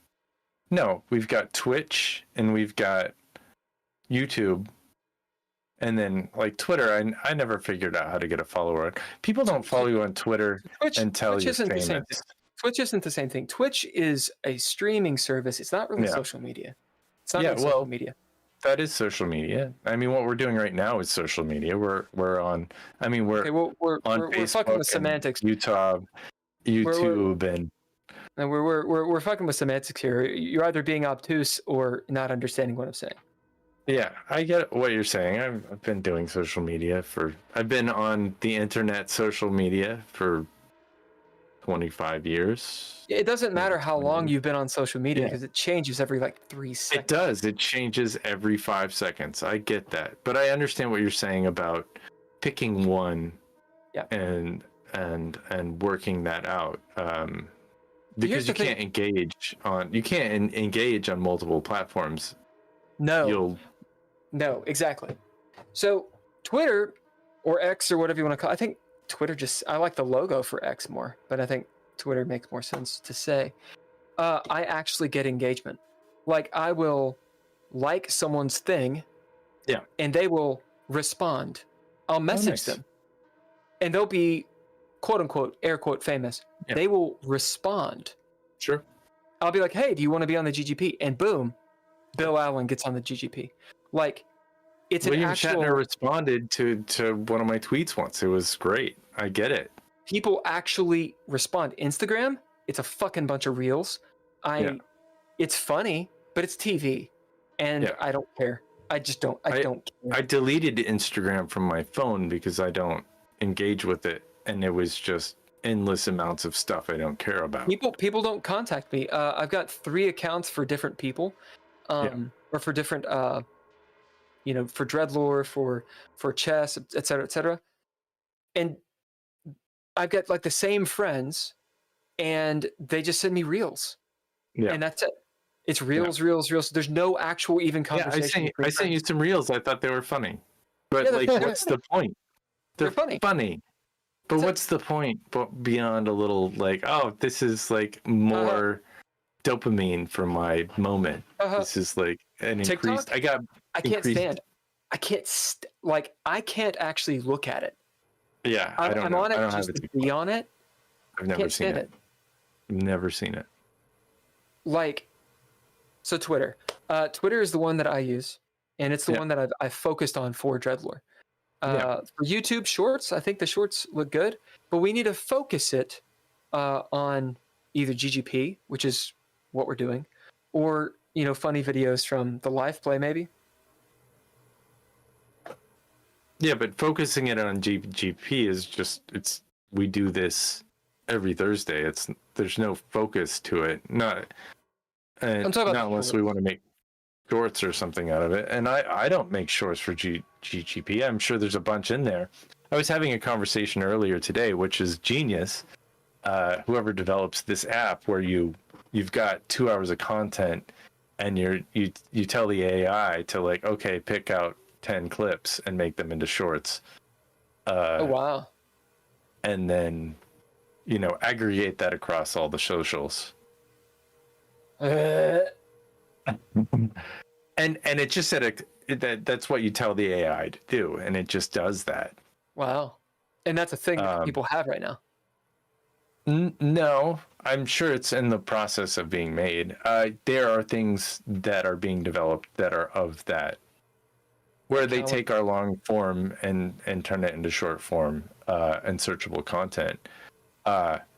It's also a thing to where the AI imagery that is coming out eventually saturates itself. And so as AI images become based off of other AI images, they no longer have any kind of grasp in reality, and this stuff turns fluid, and it like the metadata washes out, and it's like when you have a bunch of like watercolors and you put all the colors together, it just turns into a gray wash.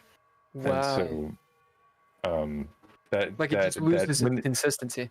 When they're doing the AI like 4th, 5th, 6th generation, it's no longer, they need to have the human content at this point. They need to scrape those images that we make to and I use AI for some of the stuff we do because if I didn't, there's no amount of, I don't have that kind of time to create Soupy says entire hi. worlds. What's up, Soupy? Soupy Jones. Hi, GGP. Yeah, you're catching us on the proper bitch fest. Yeah. Talking about how we don't like social media at all. We also don't like guests who cancel 2 hours before we go live. Clearly not. Clearly not. So Drizzle, what is your opinion on our social media presence for? And this question is the question is complicated, which is indicative of the problem, I think, or symptomatic of our social media presence for GGP, for DreadLore Live Play. The only thing that you would have to, in order to get more followers, you need to get on somebody who already has a lot of followers. Oh, That's the, to be honest, that's probably the only way that you can do it for free. In order, like, if you were to pay for it, the localized thing would be a way to do it. But the only way to do it for free is to get on somebody who already has a lot of followers. Because if you hop on something and they have 1,000 followers, you may pick up 20% of that. You know, that's the only way is that for your, unless you have something, and I don't even know, like we had one girl at the haunt, this viral video went over to 1 million views. Oh wow. But it's the only one that's ever happened. And so, yeah, the haunt picked up some views off of her because the haunt was tagged in it. But it's not a guaranteed thing, and you're only going to pick up a small percentage of that 1 million views that they get. Sure. You know? I know that because, you know, I have videos, a collection of like 10 videos that might have 80 million views on them. And my logo, my business logo, is at the end of the video. And nobody's messaged me. Like, I get no play. The other issue is it's on YouTube. And so, like, when my logo pops up, the assholes that they put that shit over my logo. Well, it can't be. It has to be one of us. It has to be something to where it says so and so and DreadLore. That's how you would pick up other people. Just a logo at the end. These days, people don't pay attention to. Yeah, it's meaningless. No, there's like it. It might as well just be nothing. And people have already turned off way before that. It's another form of and we see it in all forms of technology, right? Like another form of commercialism. There's a point where something was art, and then it is figured out. It's sort of solved, and social media has been solved. Everyone's on it, so you might as well promote to it. Like the irony being when, you know, the Facebook was started and such, they didn't have any ads because there's this idea of like, well, I don't want ads. This isn't about ads. Social media is completely about making money and promoting.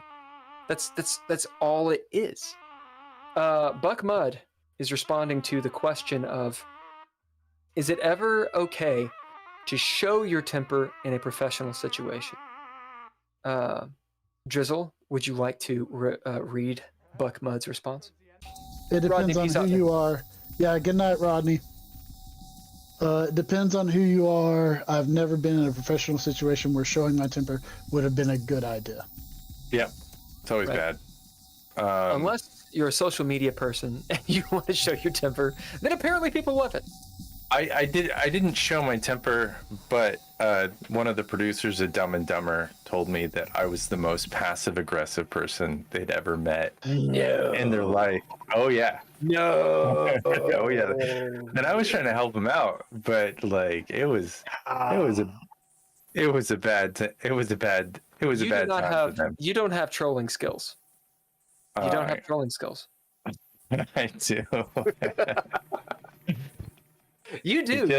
But you got that old school troll, like that AOL.com chat room troll style. That's where I focus my social media. That's Does anybody is AOL? My MIRC ability is back, fuck yeah. baby. Oh hell yeah, dude! Get on BBS. Is AOL still a thing? Because there's still AOL. I have clients that have AOL email addresses. Do they say you got mail and that whole thing? I don't know if they pay. Yeah, it says you got mail. It's got the sound, but they have them. I don't know if they pay $20 a month for that email address or not. I don't know if they charge, but like AOL charged like $20 a month to people like that I knew. 28.8 baud rate for like their dial-up. Yeah, for their dial-up. Do you remember when it was like? Because this is just aging us for real. But I remember getting on cyberspace. And there was a commercial of like the Silver Surfer or something surfing the web crawler. Yeah, you guys remember web crawler? Web crawler, but I don't remember the commercial you're talking about. Yeah, it was like cyberspace, and I was like, holy shit, I'm getting on cyberspace, and I thought it was gonna be like VR. Yeah. Because I saw that movie like Hackers or Hackers. Yeah.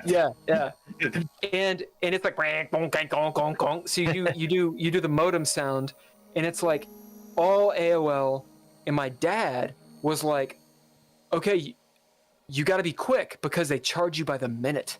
Yeah. And there was a counter, and you were like, oh shit, like it's literally counting up how much this online session's gonna cost. What was? Yeah. It was like 1997 net zero for me. That's where I was like, I got a net zero and like loved that stuff. That was the last time I had a phone line. I only had a phone line because I had net zero. Did you have DSL? Or no, it was just your modem. It was your modem. It was a modem. I can't remember if it was through the phone line. It was through the phone line. Yeah. Through the POTS is what it's called. I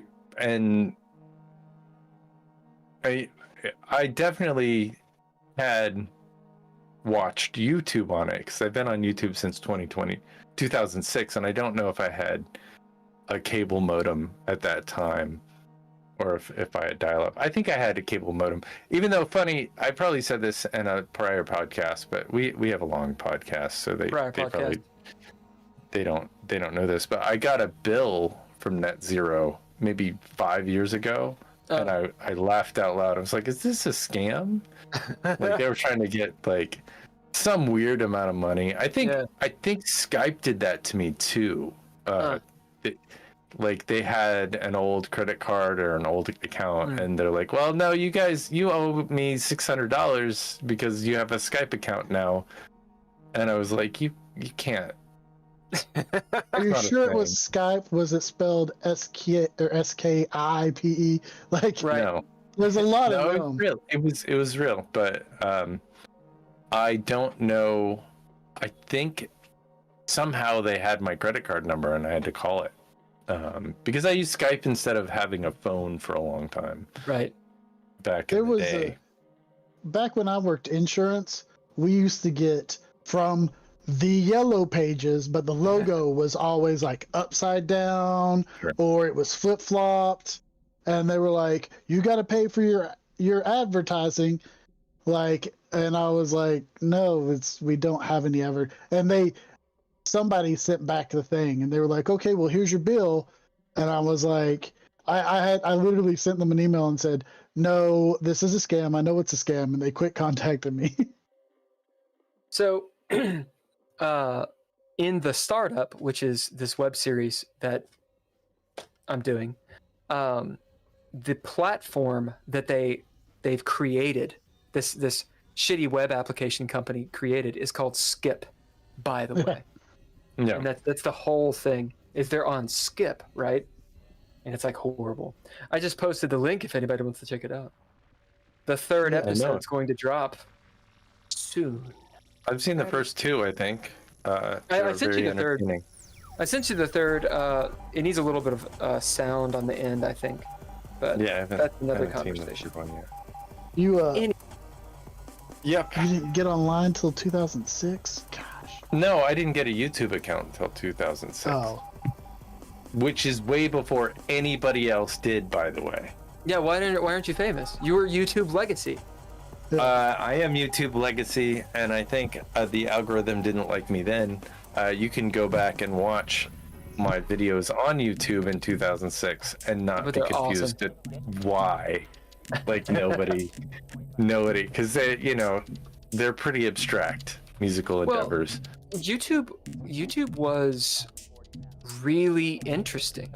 I remember getting on it and being like, holy shit, you can watch like anything, like Sure. all these cool just videos, and it had nothing to do with seemingly views.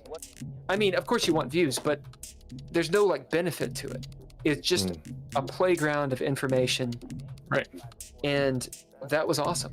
But Yeah, there were people would get millions of people were getting millions of views and not getting paid for it. Yeah. Which nowadays Now we're they like, get paid for it. yeah. Nowadays we're like, oh, what? But like, do we want ads? I don't want ads. I fucking hate ads. I turn off ads as much as possible. It's the worst thing in the world. I have a YouTube premium account. I think I shared my account with you. Yeah, you did. It's this account right here. Don't tell anybody. No, you're allowed to share 5 accounts. It's through the. I mean, I feel like I'm an advertisement for YouTube. Maybe YouTube could actually give us some money for promoting That is not going to happen. their product on their channel. Oh, speaking of, I do wanna give us a little bit of a shout out. We do have a Patreon if you guys want to help us out at all. It's patreon.com/DreadLore, LORE. We also have a Ko-fi account. That's KOFI. And actually, it was Soupy Jones who told me about it. And you can essentially tip us. So, if you don't want to do like a recurring thing. I want to do the shameless plug there just because, why not? It helps us out. If you're watching this on YouTube, Couchfire Media Production is what makes all this happen. You will know when it's not Couchfire, it's me instead, because it looks like dog shit when I do it. So giving Couchfire Media some love. We have all the links and all that crap. I want to give a shout out to the Patreon people. Tim Roberts, fuck yeah, man. Tim has been supporting us for a while and throws down. Daniel Holker, of course, he's one of our cast members. Nostalgic, who is longtime friend, and most recently, Natalia Cline, kicking ass. All right, wanted to throw it in there really fast, making that happen. And if you want to see what Couchfire's website looks like, because we were talking something, it's very simply done. I can help with that, I am a software developer. I thought you were going to say if you want to see my video from 2006. You post that. Oh no, I'll play the video from 2006. I do think we should probably yeah, we got about maybe 15 wrap minutes. it up. 15 minutes. Yeah, we'll do 15 minutes. We'll wrap it up on the half hour. I think that's good. Then we can go get coffee and dinner and all those things. So here's the question. Continuing GGP into the future. I think it works really well when there's like 3 of us.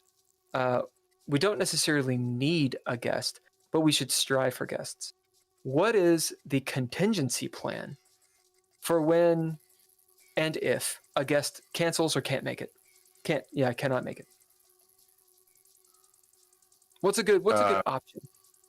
Well, what we did is good tonight. We are ripping on current topic. We are and YouTube's algorithm says we need to be genuine, authentic. I think they're looking for authentic I'm not we're authentic being at all. This is all this is a about massive... as authentic as we possibly can. Long takes, long form content. It's helpful when I'm not still sick.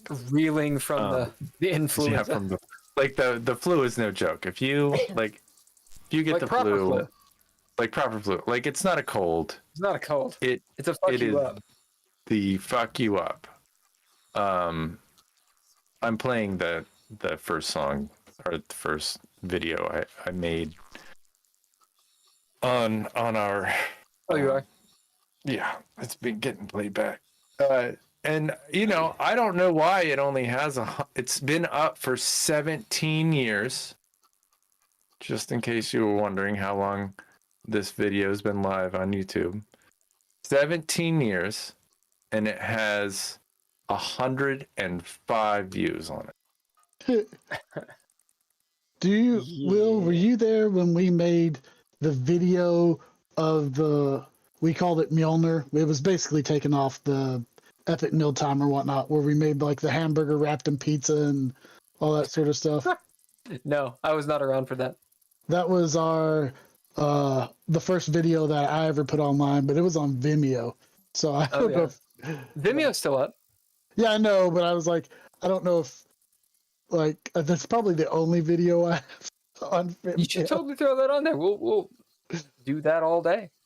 Yeah, we'll live stream talking through. So I'm sure that it has mutated a million times, but the Spanish flu, which interestingly enough, we don't really consider that racial or any kind of slur, although we would today. The influenza of 1918 that killed an absolute tremendous amount of people, and one of my favorite artists. I believe they renamed influenza. And yeah, what I had was influenza. Yeah, so surely it's not the same thing as what it was in 1918. But no, from what I understand, it's similar. It's that kind of thing. It's a thing that actually takes you out. I thought I was gonna die. I was like really close to wanting to call the hospital. The ambulance. Ambulance. That's different. Like proper sick. That's we are glad that you're back and not dead. We're glad you're not dead. One of the things, little helpful note, Vicks Vapor Rub, I think got me through the night. I don't know why, it's but awesome. it did. It helped me breathe a little bit. I have an inhaler that my old inhaler was a long time expired. It expired in 2022, and so I got a new inhaler since then. And then the Tamiflu, I thought, helped me a little bit. Tamiflu and Theraflu, although it's disgusting, it'll help you out. Well, Tamiflu is a prescribed. You can't get it over the counter. Right. I'm confusing. It's a thing. I'm confusing it. The other one, what you said, Theraflu, I think. Yeah. Or that. Theraflu. I think Theraflu you can get. Yeah. So I used Ensure. This is old man of me. To you had to pull the pill apart. Yeah. And dissolve it. And they said dissolve it into some sugar water. It was I don't know. I tried it Ensure a couple of different. I tried it with Gatorade. It was terrible. Oh yeah, you don't want that. But Ensure, the chocolate Ensure was really good because they said you could put it in chocolate. I did chocolate, hot chocolate. It wasn't as good. There's some chemical shit going on in Ensure that gave it a nice.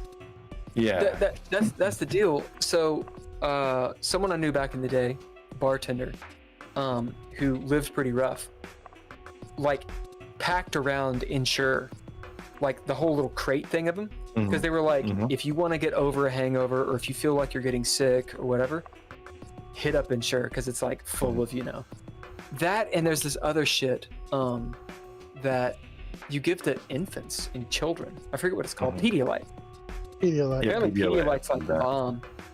Soupy says, "Glad you're back in health." Thank you! Exclamation. Also, heck yes to Vicks Vicks Rub. I use this shit. I got it in Thailand. Green Balm. It's the green balm. It's got a Thai dude with the Thai haircut on it. And this is the shit. This and Tiger Balm, dude. Mm-hmm. Fuck yeah. It keeps you from getting sick? No, it just makes you feel better. Like, in China, what you do is you put it on your chest, you put it on your nostrils, you put it on the bottoms of your feet. The soles of your feet, put on socks and go to bed that way. And they'll put it on like wherever it hurts, and they do this thing called scraping, and you put Vicks on there, and it kind of opens you up, and that's great. A little bit of Chinese medicine.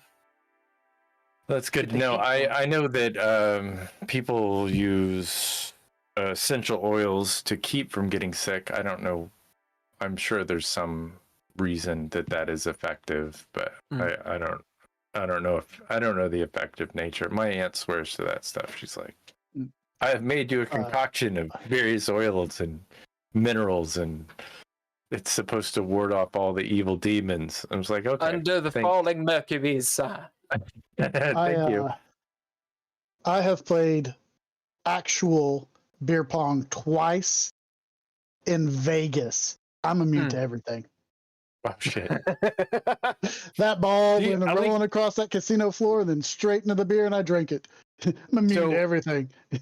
So, real quick question, because this is a gamer podcast, the Geeky Gamer Podcast.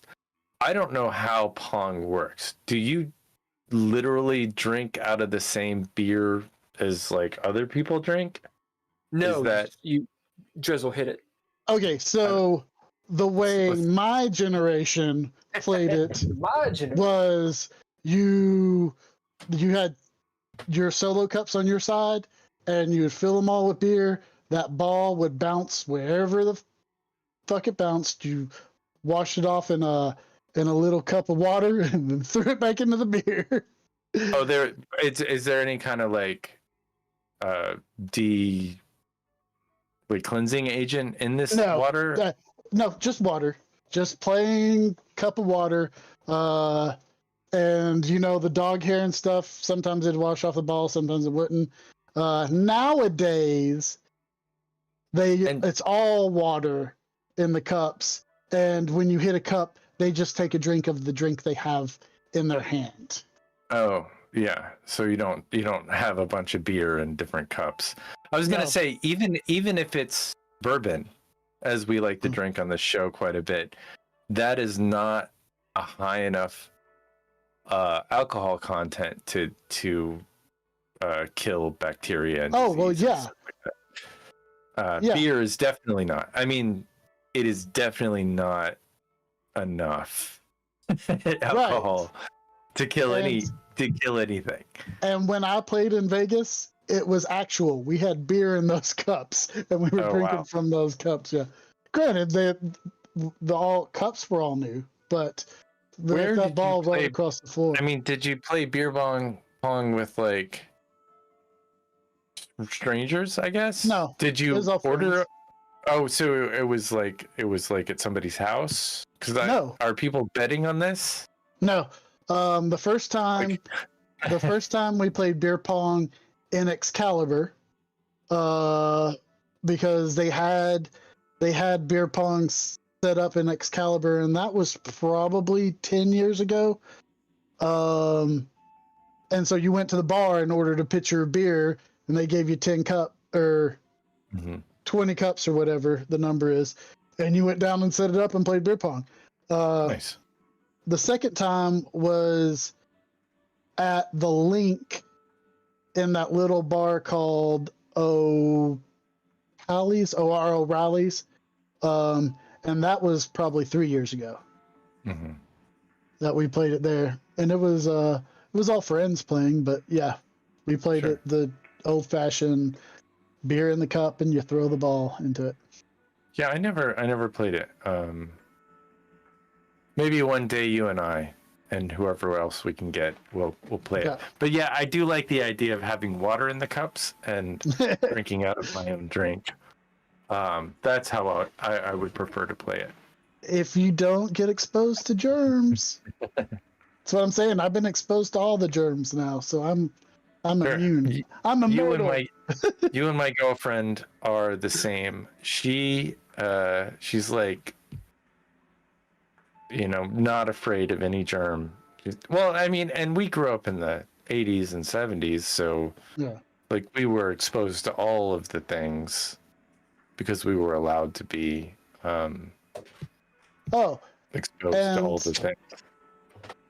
I take that back. The time that it was 4 years ago, because the time that we played beer pong in Vegas was right before COVID hit. Because we were in Vegas and all the dealers were like, so what do you think about this COVID? And we flew back from Vegas, and literally the next month they were like, we're shutting down everything. Everything. So you got to hit Vegas before it all went boom. Exactly, yeah. Yeah. I was supposed to go on a trip down the one or go up the one freeway with Allie, and that got canceled. We're going to go from like San Francisco to Los Angeles. Do beach towns. That's what we did back in 2005. One of my buddies and I. He took me through wine country, wined and dined me. Pretty nice. Are you sure you just didn't watch Sideways and are misremembering it? Shut the fuck up, Drizzle. Fun fact, I'm full of these. I met the guy and interviewed the guy who wrote Sideways. Oh. He was interesting. Definitely an alcoholic looking fella. No. But really informative. New as wine. You cannot see this interview anymore because I guess the way that YouTube works is if you get a bunch of infractions or whatever on your account, they'll take the account out. And so years of work has been deleted off of the internet. Thanks, YouTube. So wait, what were the instructions? What were you doing? I don't know. I was fired years before that happened, so I don't know. Oh, you mean it wasn't your account? Yeah. It wasn't my account. Oh, I see. I thought it was your account. It was somebody else's account. Do you not have the video? I don't have any of those videos. I wish I had some of those interviews because I would go back and watch them because they were interesting. Yeah. If anything, it would be, I bet we could have some of those people on our podcast and interview and talk to them as well. Because I think that some of our subject matter is relevant, especially like the guy that was the expert on the, what is that? The Scientologists. Like we need to have that fucking, because that is right up our alley. Scientology. I think we should call it a night, guys. Yep, I think we're good on the Scientology. Yeah, he just loves it. He's such a troll. He loves it. He loves being like, ha ha. It's like there's like a conflagration, like the warehouse is burning down. Ha, ha. Not my Buick. Not my Buick. No. But you got another car. I mean, you got the Detective Hideaway's car. Got a Cadillac now, but it's not the same. For anyone who's wondering what we're talking about, what are we talking about?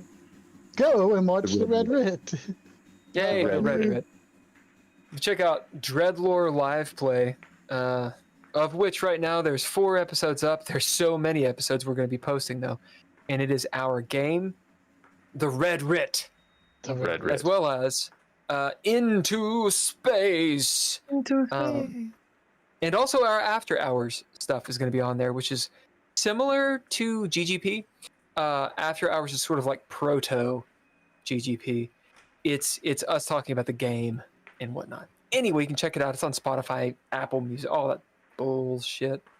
On YouTube, this very channel. It's on this very fucking channel. All of it is all of it is literally on this channel if you want to investigate. We got so many videos. Okay, Drizzle, I'm gonna give you We'll say Ken anecdote. Anecdote, Ken, do it. Anecdote. There was once a girl from Massachusetts. She was so cool. She looked at you. Drizzle, last words. I Skin don't. bombs. I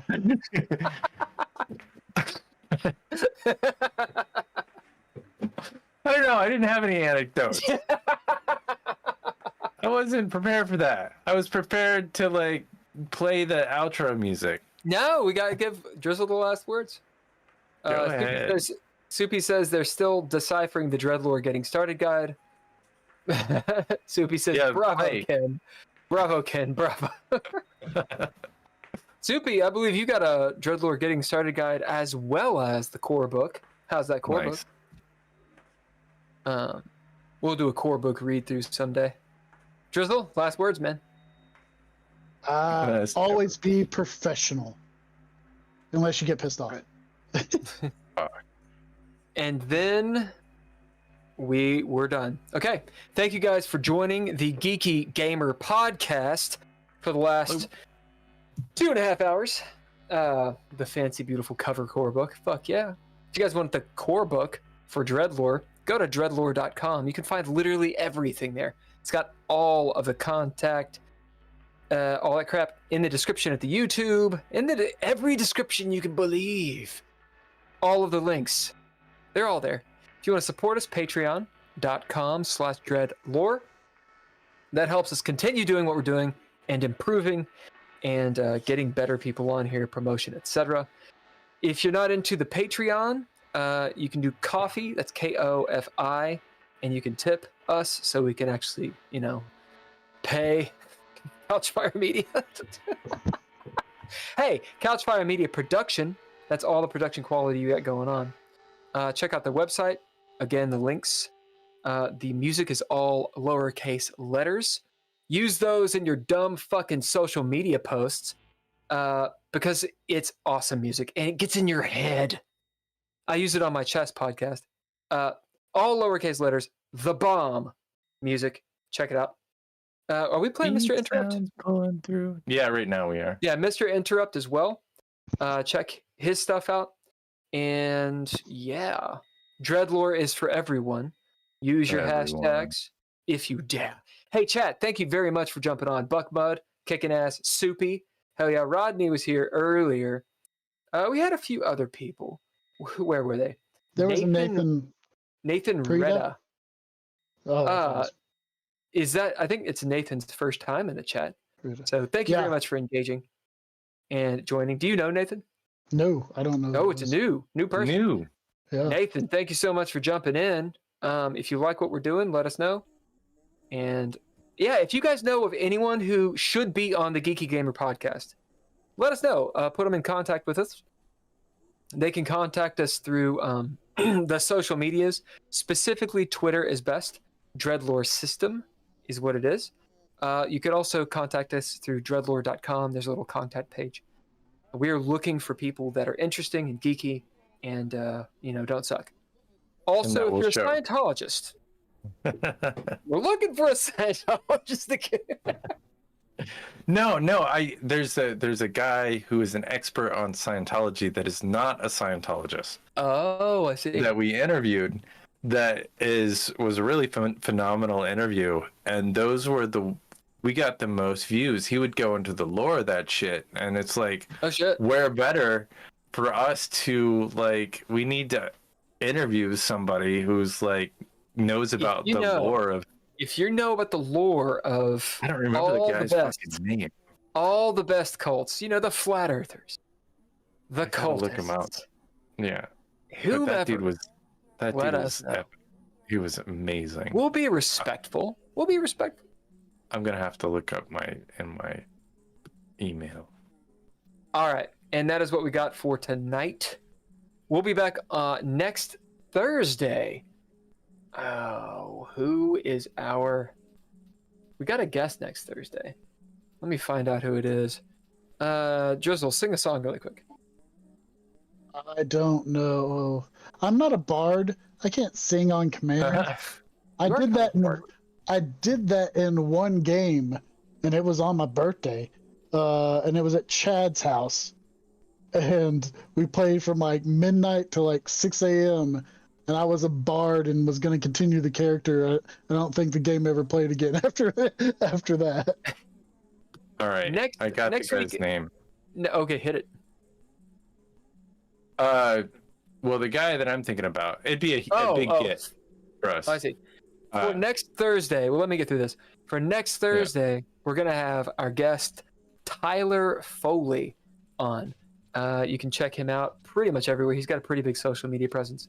But he will be an interesting guest. We'll post a little bit more about him on Twitter or X. And who were you talking about, Ken?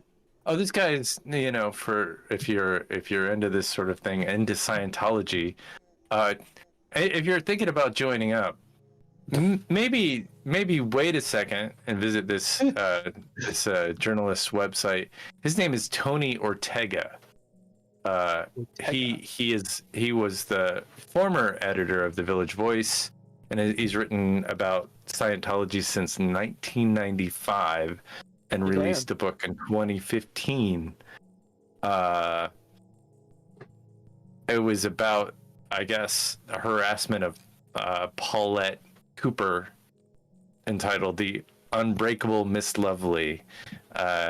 And he continues to monitor breaking developments in Scientology. So I guess it's an evolving religion, anyway, or fiction or whatever it is. I feel like it goes well with the dragons and elves and shit. I think aliens into space. There's no aliens, so there's probably. Well, there are. You just can't say there are into space. The DreadLore campaign. Yeah. They're called the Dianetics. All that shit. Yeah, they got that. Turns out everyone in the Solar System Authority, actually, including your Space Marines, actually are Scientologists. Are they? They win, it turns out. Yeah, Scientologists win. Good. In the year. It was all Tom Cruise. 2800. Right. Our Lord Tom Cruise still lives, sitting upon the golden throne. See you guys. Bye.